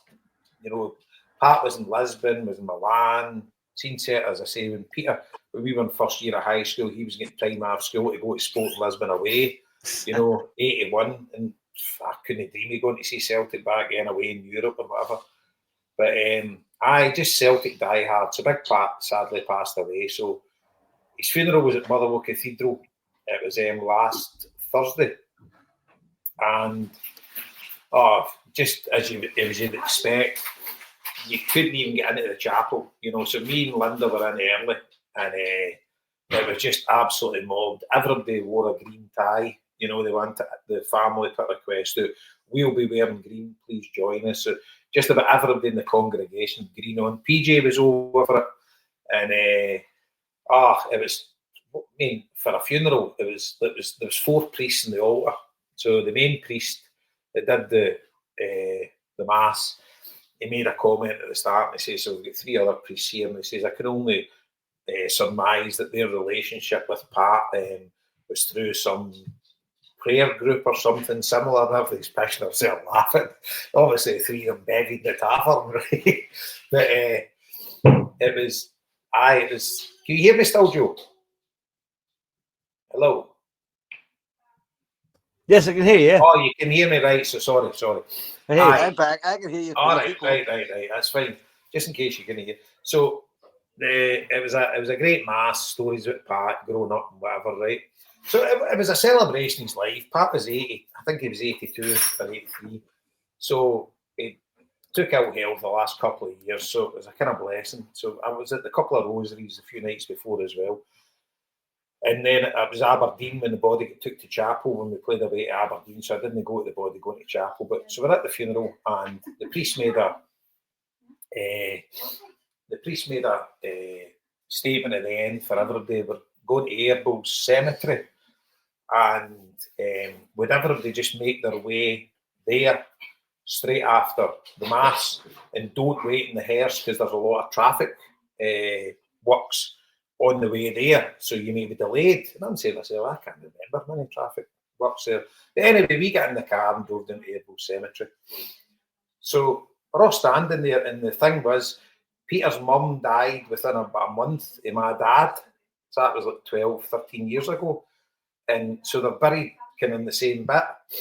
And I was telling Peter after it, when everybody's standing around about the grave, when the body was going down, I was saying to Peter, I'm shouting at folk, get fucking off my dad.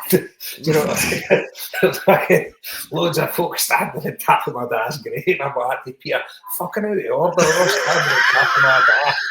Peter was pushing his So we're all waiting there, and we're waiting ages. And then it was after it, we're walking back to go to St. Bride's Hall for a few refreshments. Somebody says, do you hear what they done? No. So see when we all left, they get the coffin into the hearse and tell the hearse Railway Tavern. Well, what? The pub was shut. So they've carried Pat out the hearse into the Railway Tavern, sat him on the bar, and they'd 40 halves lined up for all the family. Brilliant. I love that. They'd one last round for Pat brought his round. And they all had a whiskey, and then they carried Pat back into the hearse and down Airballs. And do you know what? That's fucking beautiful. That was beautiful. It was amazing. There's a piper outside the chapel when the body was getting carried out. A Nation once again was getting played. Fuck. Telling you, it was unbelievable. And then back to St. Bride's Hall, and I had to go back to work. So in there and some food, whatever. I went back to work and then finished work and then headed straight. Linda's like, why are you not taking your tie and that off? I'm like, she says, you're getting in there, aren't you? I says, of course I'm. So headed back down the tavern. The Cork boys were in, Connor Foley from Monaghan, PJ, County Clare, and the place was jumping. They 2 or 3 live bands on, and what a send off they gave Pat, I'll tell you. What a night it was. Just brilliant. And the family done him proud, just as I always knew they would. I love that though. I've been in that spot. I've been in a tavern 2 or 3 times now. And just the welcome's amazing. The environment's amazing. The people are amazing. And the family are essentially the core of the place. Oh, aye. So it's an institution. It's an institution. Beautiful, beautiful. Aye. So, Yeshje Goroa Hanam Dilish, may his faithful soul be seated at God's right hand side. sure it will be, mate. Thank you. And, aye. So rest in peace, Big Pat. Your memory lives on. I just want to make sure we got the funeral part in, Jay. Aye. No, good shout, Joe. Good shout. And I thought I'd tell you the story, in the chat, but it probably would have took me too long to type it out. So everybody knows now. So Big Pat, he's final round in just before he get buried. I love that's beautiful. I love that. That's beautiful. Aye, fantastic. Now, it's kind of a publican's death, isn't it? Aye. And I think was once we're in the tavern later on, the band started playing "You'll Never Walk Alone" the rock, and folk are trying to get me up. I'm like, fuck off. I love that. then I was getting dragged out. I was hiding my face in case it was on videos or anything. Jason Higgins leads a complicated Celtic life. But when I tell Peter, so me and Peter had a couple of drinks at the bar. I says, "Fucking bastard standing on my da." He's like, "What?" Here, shouting, "Get off my da!" Did you see the guy sitting into the chat this week? This guy is a socialist guy, right? A socialist philosopher who's an Everton fan, right? Who talks about football and explains tier by tier how it's being torn apart by fucking money. Did I say this? No. I don't think so, Joe. His name's Ali Cloud. He's fucking brilliant. Oh, but I just didn't get a chance to fucking at it. It's fucking brilliant. Oh, you did? Sorry, I didn't get it. I watched the start of it, mate. Sorry, I'll need to go back and watch it. He's fucking brilliant, man. All his t-shirts are mad, like obscure Everton t-shirts. CFAC t-shirt is Everton 1, Man United 0. I mean, CFAX. But he also talks about like football going like, obviously, global football. I'm an Everton fan. Doesn't apply to me. He's fucking, very, very good. Anyway, so Sunday. Sunday. That's so cool. What's your me and Ellie and Mick, the two boys, and Mick's sister, we're going in the bus for the tavern. So bus is leaving at 12:30. Ali's car still in the valley, is it? Fucking hell. That's it. That's for the after show. Sorry, I just wanted to slip at it in there. That's for the after show. That's an Easter egg. Aye. So so we'll just get in and we'll go in the bus, and the bus goes in early, so it can get out early. So we'll be in early doors at Hampden. I don't know opportunities to go for a pint or four. A few beers in the bus, probably just get a few beers in the bus, and then I'll be in. And in at the game, then back, and I'll be back in the tavern, hopefully celebrating. So nothing major for me, mate. And it's a Sunday. I'm in the office on a Monday, so there'll not be anything heavy duty. But fingers crossed, and it'll be a good day, and it'll be a Celtic victory. And we won't be going on about being the greatest team in the world or the most successful team in the world after with them. So because hold on. What are the mathematics then? Hold on. Speak for hold on. Where's that fucking thing? Hold on. Speak for your fucking self. It's lies anyway. It's fucking. There's an Egyptian team and all that. Fucking. I'll be there with the most successful club in Scottish history. Hold on. Fucking fuck everything else. I will be jamming it right up. All of them. Well, see the thing is, right, we might as well, right, never mind what we're going to do for the day, right, let's go on and talk about the game, right, because did we all watch them last night against Angie's 11? I watched them. I had a good bet on them. But I actually think they've been all right. They've been all right this last couple of weeks. They haven't been that bad. I would absolutely agree with you. And I tell you one thing, I thought they were really unlucky not to win last night. And see, all you want to slag Clement and stuff, and we all laughed our fucking head off at it. I thought he got his tactics last night spot on. He made that game absolute chaos. And Spurs couldn't deal with it. And I tell you, their energy levels and everything and their application, and I thought they were great. And I thought they were very, very unlucky not to win. And it's all right saying Spurs are shite and whatever, but the players they've got, and we're all going about this disparity in money. That was pretty similar to fucking Ross County playing fucking Rangers or Celtic. No, I definitely think they're on the up. I really do. And they're settled at the back. They got rid of your man proper, and then he came back in last night and then the lost shooter. So it's good to see a bit of fucking. That's a bit of a blow for them. Oh, and the wee guy up front looks no bad for them, by the way. Igamemi. So, but here's the fucking thing: they have to score past our defense, and our defense is really good. Aye, and they've got the mental block as well. Look, Clement's not got a clue how to play against us. No, and see if we score early or score twice, that's it. We won't. That's all that. I'm mega confident we'll beat them, but I mean, at the end of the day, I'm not as confident as I was 2 or 3 weeks ago, but I'm still very, very confident because I think Celtic excel in Hampden Turf. They've never beat us in a cup final. But so they played a very open game last night, right? And they did all right with it. But they weren't really pushed that much, I don't think, by Spurs. I don't think so, Joe. It takes 2 teams to play a game of football. I thought they get their tactics spot on. They made the game absolute chaos, and they played like in a kind of Scottish style against Spurs, who want time in the ball, and they didn't give them any time in the ball, and they were harrying them left, right, and centre. But do you think that Celtic's front line will have that kind of patience? No, not at all, because we play a Scottish style as well. We play against Scottish teams every week. We know how to deal with it. Spurs didn't. Spurs were totally fucking overawed for a lot of that game. They were absolutely battering Spurs for large periods. I mean, the actual goal that Spurs scored, if you watch it again, Spurs couldn't even get out their half. Do you know what I mean? Rangers were totally comfortable, and Spurs were just passing about the back. They were the ones that were getting beaten. Do you honestly believe that they can keep us in our own half on Sunday? I don't think last night's game has got any bearing on Sunday whatsoever from a Celtic point of view.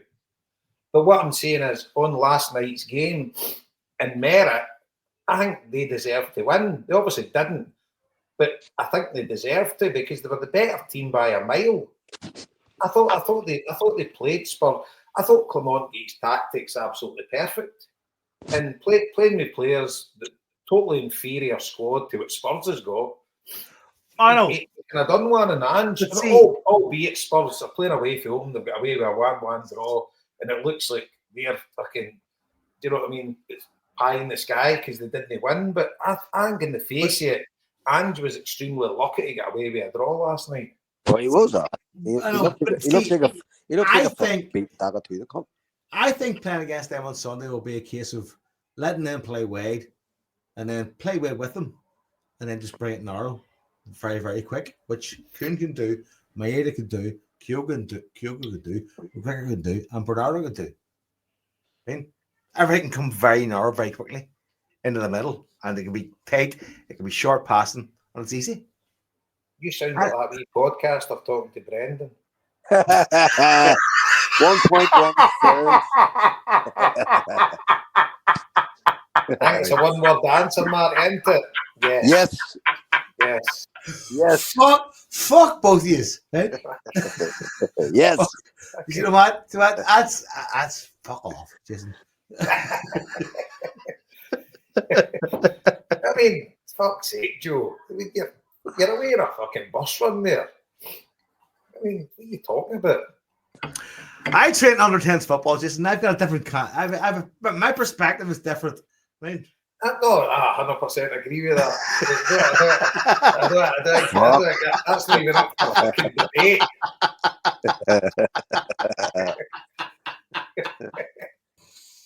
I'm just thinking that they played Wade last night. They relied on the width of the pitch, and Handel has that, but also Maeda and Kuhn are very good at coming in close into the centre and playing there. I think we'll rip them apart wide. You know, Yeah. see the thing for me is Jason, see for what it's worth. That's kind of what I said. No, yeah, but it's especially if, pardon me, it's good to see Alistair Johnson fit as well because he's got a great engine and he can get up, power up and down that big pitch. I've said it on here 1,000 times. James Forrest dines out at Hampden, as does Callum McGregor. They will be absolutely fucking chomping at the bit to sort this out early doors, and I think that I think we'll score in the first half. Aye, well, see for me, right, the way I see it is, forget what happened with them and Spurs.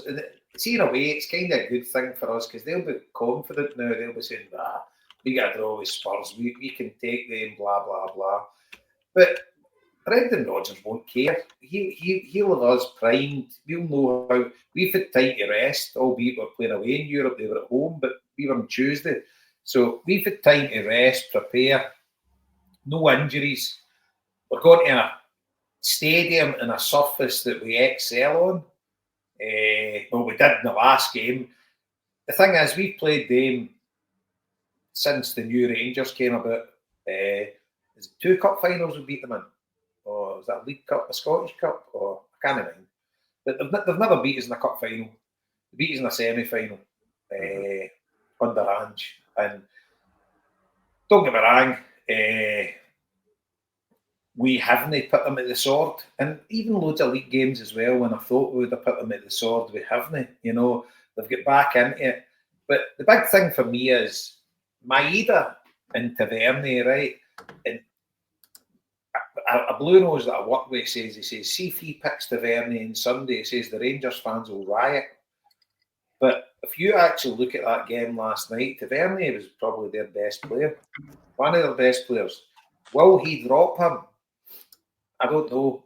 But the thing is, we all know what happens when Maeda comes up against Tavernier. Yep. And, exactly. You know, they're terrified of Maeda. Terrified of him. And Kyogo produces the goods against him big time. You've got Ida going to come off the bench. You've got one thing we've not touched on, right? Do you know what Nicholas Kuhn's form's dipped? I mean, don't get me wrong, it was ridiculous, his form at the start of the season. Up until about 3 weeks ago, it was absolutely ridiculous. But do you not think he's kind of dipped a wee bit? I don't know. But let's talk about what lineup we're going to have, because I think the Celtic team, apart from a conversation on like a couple of midfielders, I think the Celtic team is picked already. You know, you've got Schmeichel in goals, obviously. Your 4 defenders. You've got AJ. I think it'll be Greg Taylor. I don't think it'll be Valle. You've got Greg Taylor and you've got Trusty and Carter Vickers.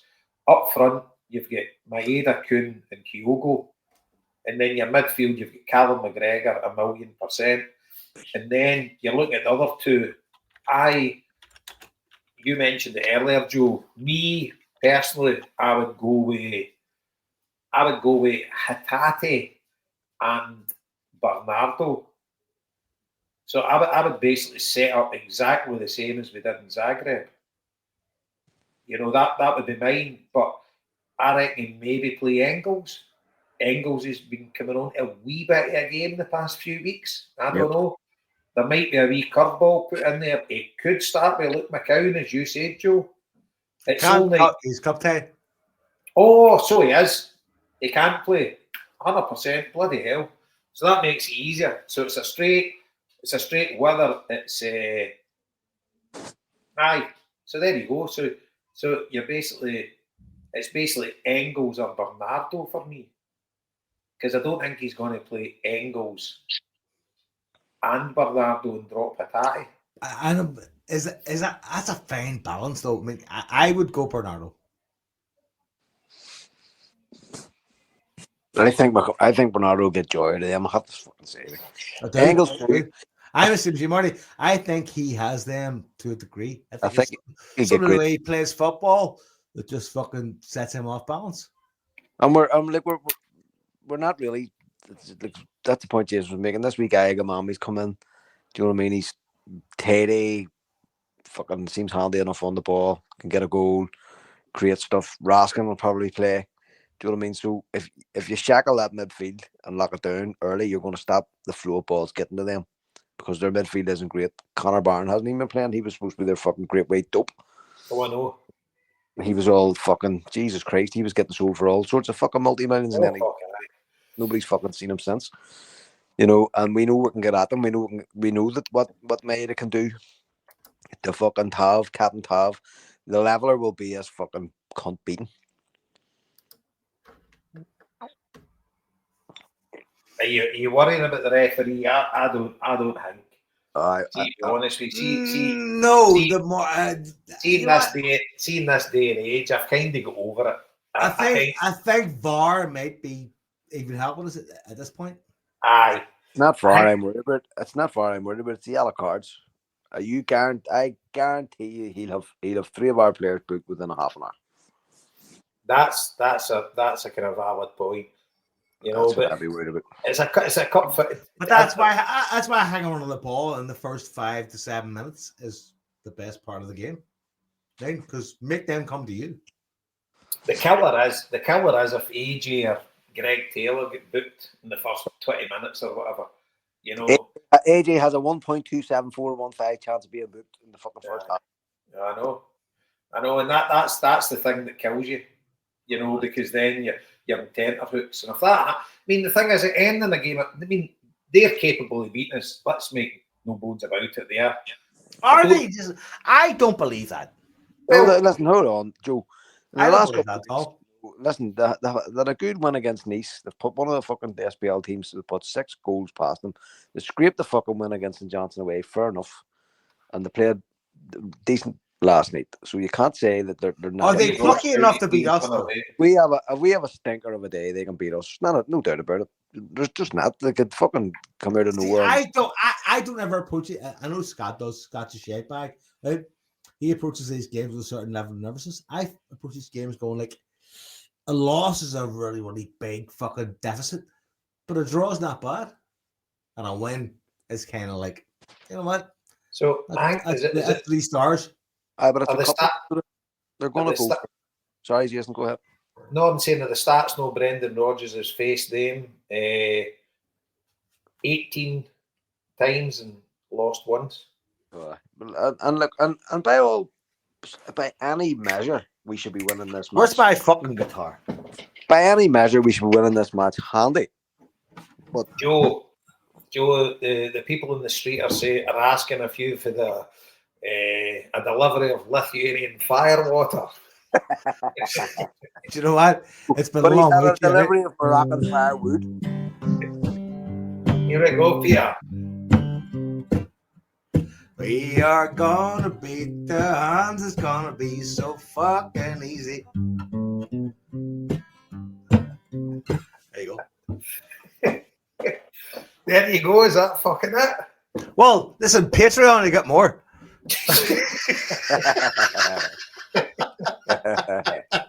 Do they know it's Christmas time at all? So we're gonna fucking scud the Huns on Sunday. Simple as that. That's right. Fiacre's on the fucking chat. Fiacre's on the Spanish chat. He's on the chat. I've not even spoken to him since I got him 2 tickets for the Goodison Derby. I don't know if his flight touched down. By the way, mate, I cancelled by the way. While he's still on here, you need to send me 110 quid in there. I'm 110 quid out of pocket for your 2 tickets.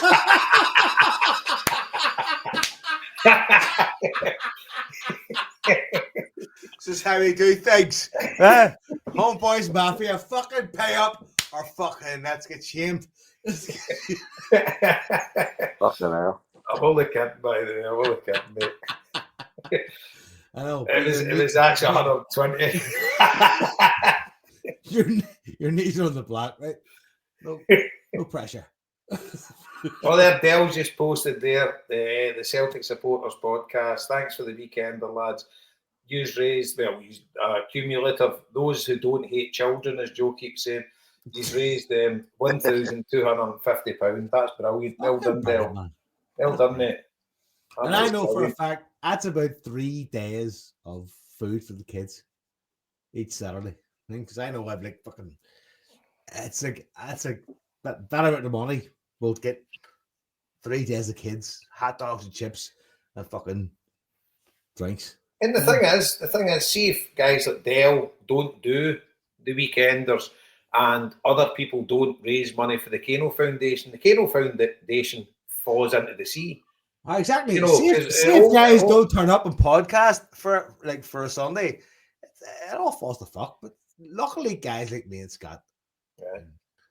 Hey, wait a minute, it's fucking Dell's now saying Jason hates the Kano. What the fuck? Do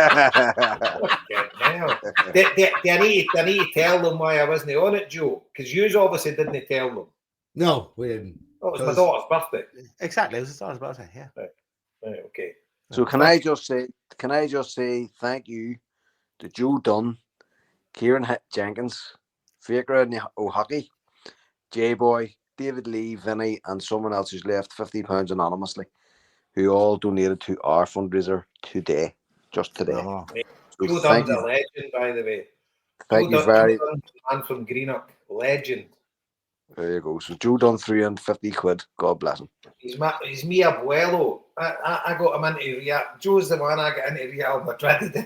They wouldn't scan his ticket because they wouldn't let him in because they didn't have his passport with him. So I took him through. Mi abuelo, Spanish police. I'm like, what the fuck? And then John Paul Taylor was there. I grabbed the horse. He's like, my cat. I'm not letting him in. He's my granda. And I right, and he's come. Brilliant. Outstanding. Aye. That is fucking class. Brilliant. So look, people have given us £1, £2, £5, £20, £40, £50. Every single pound will make a difference, folks. So if you have anything at all you can give to us, get over on our Twitter, get the Just Giving, and stick a couple of bob in, and you will be entered into the prize draw. It's not just a donation. You are actually. I will read out the prizes now. I go because it's fucking hell. There's that many. Right, so prize one is Celtic Canvas Art wall mural from John O'Farrell, who is John's a man. Part of the greatest guy alive. Yep. Also, a Raider Cup 2023 another edition. Elijah Craig official bourbon sitting behind me. If you don't win it, it's getting tanned. 2 Celtic cuffies recently worn by Kneecap. Not worn by Kneecap, but recently in Kneecap. As seen as worn by Kneecap. By the way, seen Kneecap. Before we go any further here, I would fucking PJ an apology. PJ, I fucking know you're not from Limerick. Up that banner. He does work in Limerick, though. You know, hey, sorry to cut in. I know it's very important to read out the prizes, but we need to tell the story. So, the funeral, PJ's there for the funeral.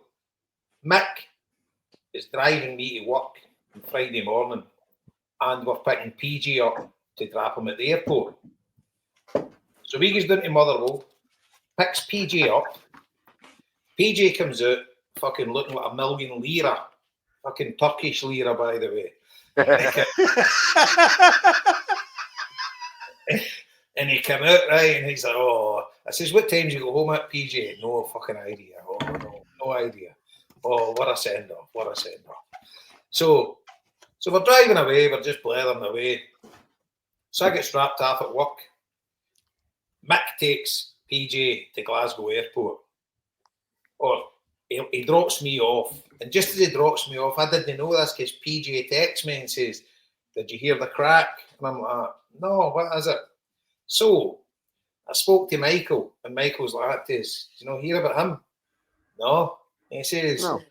He says, when they drop me off at work, PJ turned around to Mick and says, tell me, Mick, what town are we in here? He says, you're in Glasgow. He says, my flight's from Edinburgh. No. No. Oh, no. Oh, no. What town are we in here? You're in Glasgow. My flight's... And just by chance, he'd left with plenty of time. We were dropping him at like 8:30, and his flight wasn't at 12:30. So he get him up to Buchanan bus station, and he got the bus for there to Edinburgh Airport, and he made his flight back. Fuck. What town are we in? It's the first time I've heard Glasgow called a town for a while. What town are we in here? In Glasgow. Oh, my flight's from Edinburgh. Do you not think you fucking tell this, PJ? I know, before you left the fucking house, what the fuck? Fuck's sake. Can I just ask you, Michael, what town are we in? Where do we be? Where do we be? Keep. So anyway, carry on with the prizes, Joe boy. Prize, right. So prize number 3 is a 4. Celtic. Oh fuck! This is very small. Can you give the prizes out to me and I'll read them out? You know what? I will. That's all. Do. Stick them on. Can you stick them on I the told chat? you, that Moroccan firewood is fucking just no good. Yeah, I will stick it in the chat. Fuck's sake. They don't want our group chat anyway. Nope. There was a list, but it's an older list. Aye, so, right, I'll read the older list out, right? And then we'll add right there now. Right there now. Right. Joe, you fucking work out the ones that need to be added on to the end in the meantime. Right. So number 4, Celtic frame print for Bob for Social Recruits, and a Maradona frame print again for Bob for Social Recruits. Legend Bob. 2 Celtic lounge tickets for St Mirren game on Sunday, January the 5th for Liam, Mick and Craig. Adult and child ticket next to the boys game to be confirmed. That's for you yourself, Joe. Bottle of Bushmills Black Bush Irish whiskey for Liam. Ooh. Is that no the one type of whiskey? But we'll leave it at that. Match ticket voucher for the Kano Foundation, the Kano, from the Kano. Yes, from Neil Murphy. That's we'll class. miss it number 10. It's the usual. Right. I know what that is. Number 11. Toy! Yeah, number 10 is a cuddly toy. 11 Celtic tour for a family of 4 for Dave McLaughlin. Date to be confirmed. Thanks, Big Davey. 12 Club 67 lounge tickets for use at 2 league games. Fixture to be confirmed from Big Adalante. Thank you, Big Man. Not one league game, but 2. 2 league games. Brilliant. Number 13, £50 food and drinks voucher from the Admiral Woods pub. 14, prize committed, but details to be confirmed. Thornwood Bar. So there's a prize for the Thornwood Bar as well for Mark. Thanks, Mark. Then there's IPTV subs times 3. And then 3 times 12 month subs for those with their own Fire Stick. 16 is men's Ray-Ban sunglasses, and 17 is ladies' Ray-Ban sunglasses. And they're both donated from Sean, and Liam's going to meet Sean tomorrow to pick up the Ray-Bans. And 18 is German beers, Algemur tequila. So we've got that. Algemador tequila. Gemador, sorry, Marty. So we've got that. Then we've got the 2 tickets for the Paul McStay Suite, a game to be confirmed after New Year. And what anything else, Joe? I have the cut glass Brother Wilfred plaque as well. Right, cut glass Brother Wilfred plaque. Which you're gonna need a personal crane to move. It's a belt. Aye. Comes with a digger fucking rental. A contractor. You can actually take up. Contractor. So basically, if you don't live within a 15-mile radius of Lisburn, you're on to plums. If it can't be lifted from Marty's garden to your garden, you're not with it. I will get it there. Don't you fucking worry. As long as you're not living in fucking Dubai or somewhere in Dubai cunts. One of their listening tonight. The Dubai fucking cunts haven't put me a praise for us. Fuck you. You do all your advertising. Yeah, I tell you what, I see for all the slagging they get, they boys are the best in the business. You know what? They have donated money for us. They put them a £200 in. They're fucking legends. They're legends. We actually scud them every week. All we do is give them abuse. We've never once given any credit apart from saying, I put £200 in. Hey, Fuck That's it. hardly enough for cousin Shut up, Dubai, is on it? 300 quid for 2 bags. I'm Fucking sure. sitting over there, oil sure for barons Fuck. in the middle of the fucking Middle East, and wanging in 300 quid for poor kids. Fucking should be ashamed of themselves. Give them their money back. Give them it back.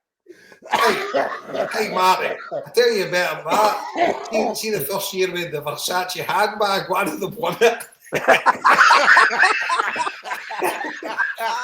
That's great.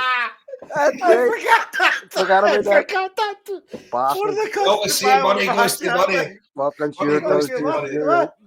Fuck's sake. The devil, no, Jason, the devil looks after his own. Tell me, Urs, me and you, Jason, couldn't win a thing. Fucking couldn't you win a nod? Tell me, Couldn't win a fucking argument, neither two years. fucking, couldn't win a poo. Fucking Dubai cunts. Ah, my goodness. You think love they'll you, send us Dubai. over an hour in a Lamborghini or something like that? What the fuck? No, I mean, for a praise, something like that. Wouldn't take a fucking sniff out of them. Money bag That's bastards. the thing. Tax free as well. Tax free. Here's the thing, Tax dude. free, tax free, Jason. How Tax the free. fuck? And How see the the fuck? 200 fucking quid that they give us, the cunts will put it off their tax when they get home. Fucking Dubai bastards. You've been on the swallow today, Marty boy, haven't I you? know, fuck's sake, Christmas do they?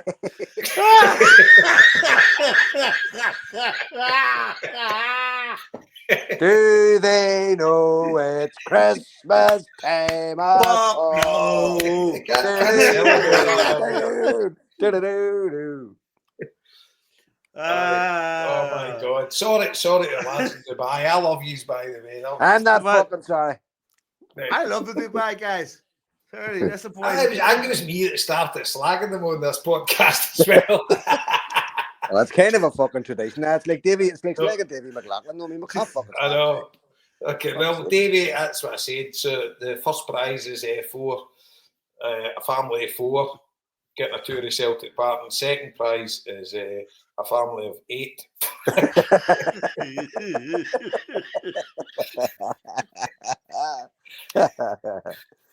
Fucking, he's the next one. Dubai, Davy. He'll be able to Dubai do a tour. He loves it. He always get it the next morning. Fucking my weekly slagging in the HomeBhoys. Fucking there you go. Big legend, to be fair. But look, I always think what Joseph said. He goes, "We go to Glasgow. We met that big goofy guy that brought us to the stadium." Oh, for God's sake. That's it. That's below the belt there, Joe. Brilliant. That's what he said. Joe, you need to apologise. From Apologise the mouth for of having your babes. son there. Joe, know what to do? Get the wheel out of the bed and kick a fuck at him because that's an idea. Shoot him around the room. No, man. I can fucking rag all about the living room for big baby. How dare you be so exact? I know, fucking country. You shouldn't have said it out loud. That's a problem here. Free country. Learn to Baby's keep not your got mouth shut. bucky. Fuck's sake. No, but But he is listen- goofy. He is kind of goofy though.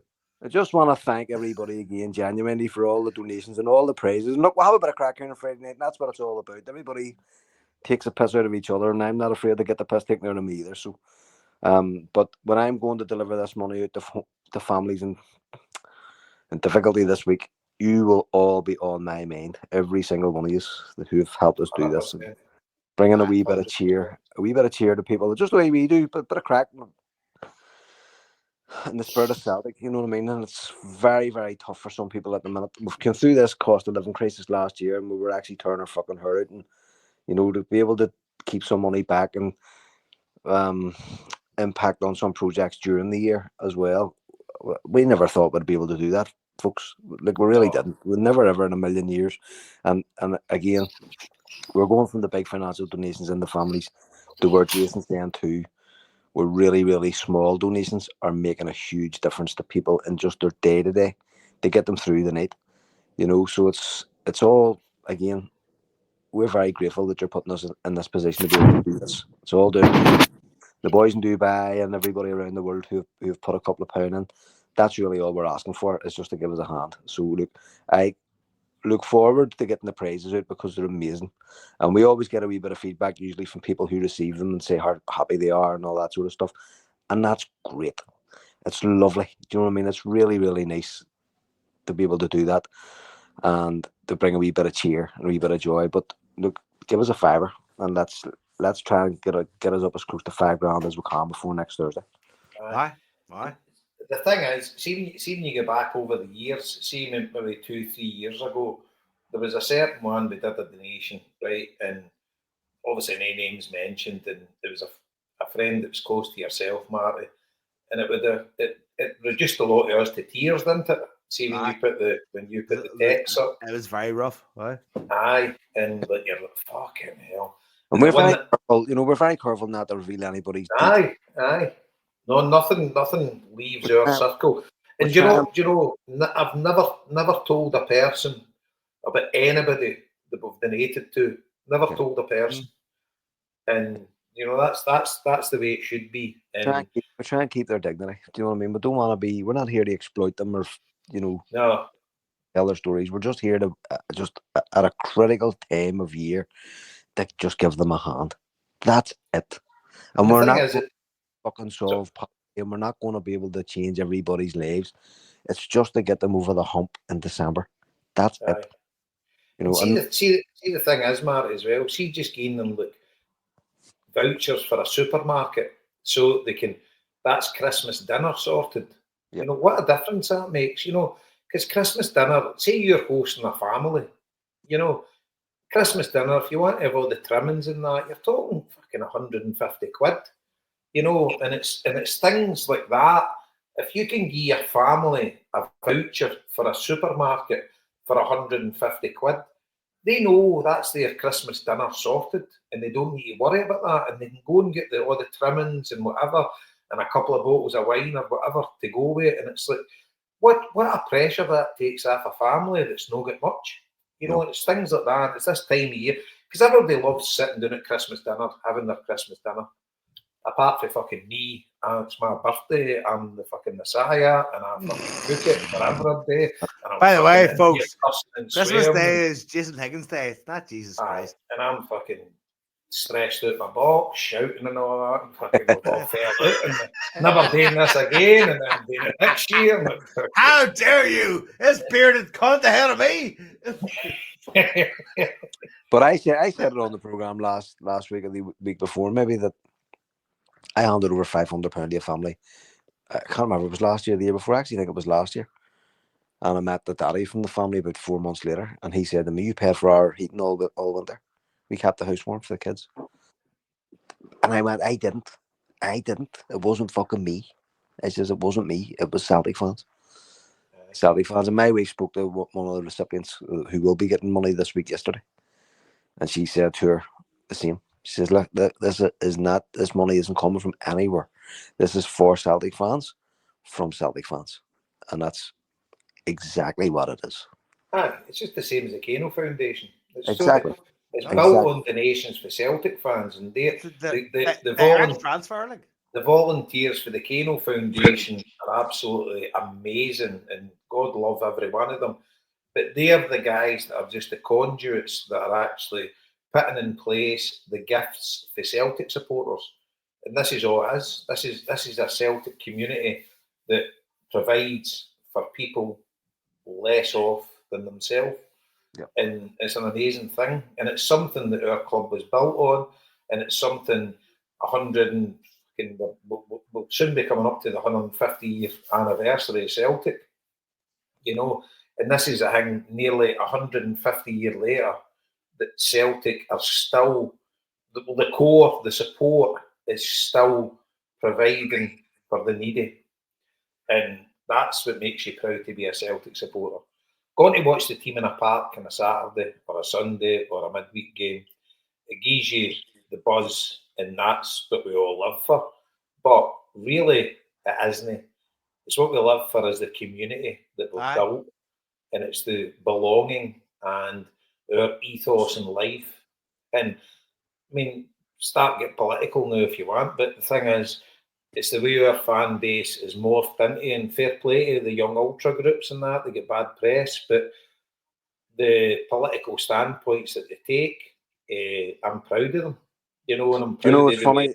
It's funny, Jason, too. See, just as you mentioned that, I was on one of those, Facebook fucking shows you these groups, join this group or whatever else, or follow this page, and one of them was one of them football away fucking day things, and it was a photograph of our fans in the stand in Zagreb, and I read the comments, and the comments were incredibly abusive of our fan base, and I have never been so fucking proud to read them, because we are everything that they aren't. And it wasn't Rangers fans, it was all Zagreb fans and people from Europe, all chiming in, right-wing types and whatever else, and I was reading it going, this is fucking great. This is, if we're annoying fuckers like this, then we are on the right side. Oh, we annoy the right people, and it makes me proud to be a Celtic supporter. You know, when you see the people that are pissed off with Celtic supporters, that makes me even prouder. Yeah, absolutely. And the thing is, we've all got issues with Celtic fans as well, and at the end of the day, that's what kind of socialism is all about. If you're like a left wing fan base, you invite dissenters, because it's no a dictatorship, it's no fascism, it's no by the one way. There can be many casts to the way you want to support your club and the way, but all are welcome as long as you do it in the right way. I'm saying all are welcome. Nazis are no welcome, fascists are no welcome, and I'm happy with that. Yep. But fuck you. Aye, but within the realms of normal people, or normal-minded people, everybody's got a viewpoint, and some might disagree, some might agree, which is totally fine. You know, debate it out and just whatever. But the thing is, the way the Celtic support has put itself out there, and to be honest with you, let's not beat any bones about it. Let's discuss it, because I think it's a talking point in the huddle board as well, and I think it's a very valid thing to discuss the new, Marty, and you'll obviously feel strongly about it as well. The Celtic support for Palestine, for me, has been unbelievable, and it's been driven by the Green Brigade, and make no bones about it, there's still a massive support for Palestine out with the Green Brigade. There'll be certain Celtic fans don't support Palestine, etc. But we've all watched genocide in front of our eyes, and not to be a human being and be upset about what's happening there, I just can't understand it for the life of me. And no being from any political standpoint, just from a human standpoint, it just breaks your heart. And the way the Celtic fans have went there, and the global brand of Celtic worldwide, as a result of that support from Palestine, from a fan base that would not be a Muslim fan base. We would have certainly have Muslim supporters and whatever, but it wouldn't be like a Muslim fan base. It's like any religion is allowed to come and watch Celtic. There'll be Jewish Celtic fans there as well. They're more than welcome to come and watch Celtic. But to have that support for Palestine, I think it's catapulted Celtic worldwide. And recently there was a contingent from the refugee camp that the Green Brigade sponsor over at the Celtic game, and Celtic refused to meet them, I do believe. No, you're right. You're right. Aye. And I think they ignored all correspondence asking could there be something, even just a stadium opened up or something. Yeah. And I think that's pretty shameful on Celtic's part. And I understand why I don't understand why they did it, but I understand their reasons for not doing it, because they wouldn't seem to be politicalised. And I don't know, they want to step away from controversy.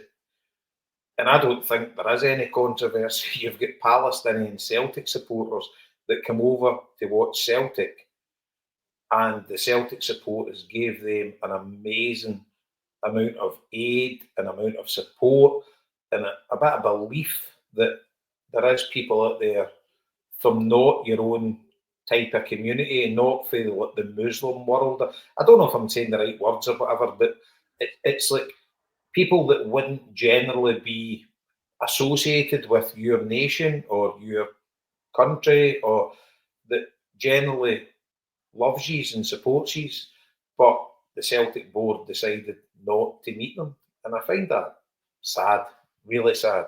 Pathetic. It's absolutely pathetic. Aye. But look, our fans are all fan base, and here's the thing: like, the world has seen the true face of Israel this last year, but our fans were way ahead of the curve, way ahead of the curve, and we'll continue to stand by Palestine and the Palestinians, and they know it. Yeah. No, without a doubt.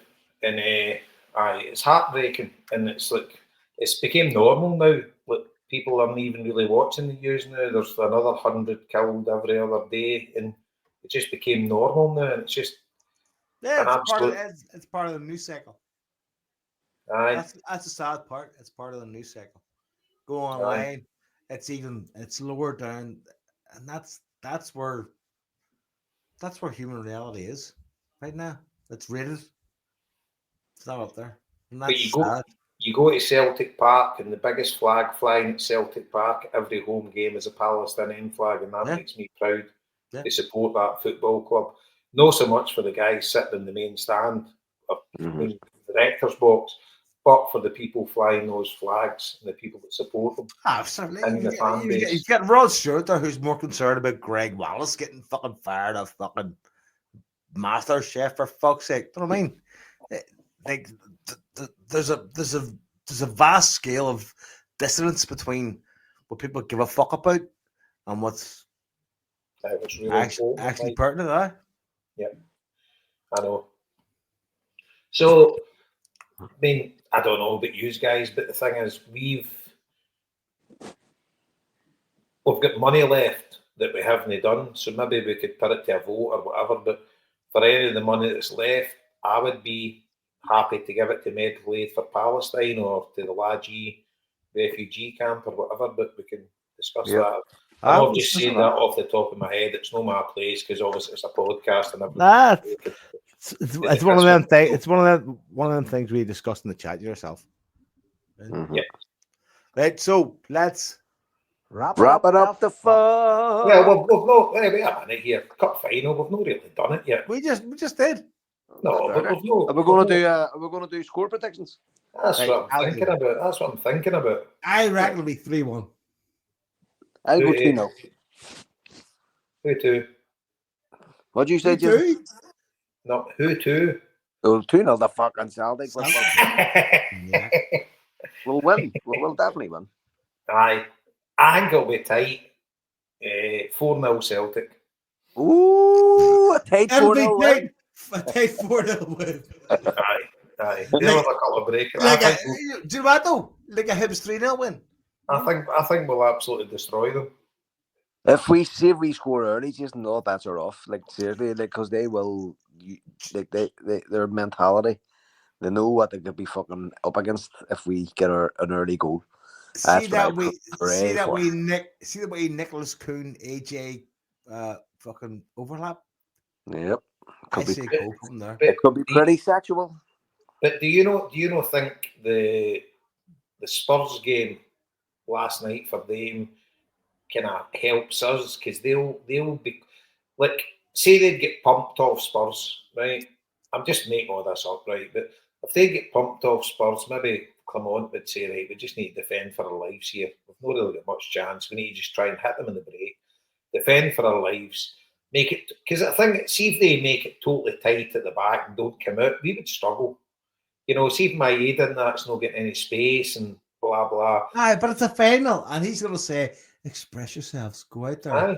And Dyson Maeda is going to fucking run through them like fucking tapeworm. Oh, I hope so, because I'm saying the big man, the wee man has been kind of off the boil. He is going to go through them like a fucking, like a volcanic tapeworm. Volcanic tapeworm. That's the animal of the show. Holy. Is that even a thing, Joe? A volcanic tapeworm? It is that. Fucking here we go. Fucking a tapeworm made of lava. That's what Dyson Maeda is. Where you get the sound how a fucking tapeworm made of lava? Hey, we can't beat that. That's proper as fuck. Fucking volcanic tapeworm CSC. Right, folks, we've done just over 2 hours. 3 of us. That's not bad. Not bad at all. Marty Fashion never turned, didn't he?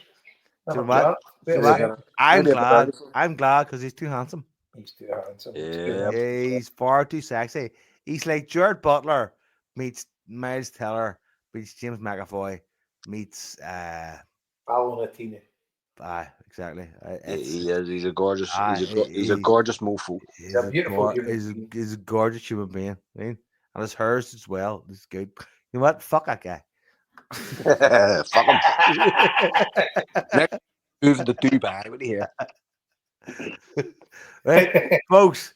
Well, back next week, hopefully with the what? Next week's fucking what? Thursday. Christmas Eve. Thursday with Ninth. the actual raffle. And you'll all be winning shit. Who the fuck knows? Somebody might win this bottle of bourbon behind me that I made tan between now and next Thursday. Who the fuck knows? Let's go. Folks, love yous. J-Bo. Marty. Hail, hail. Much appreciation. Hail, hail, bro. Adios.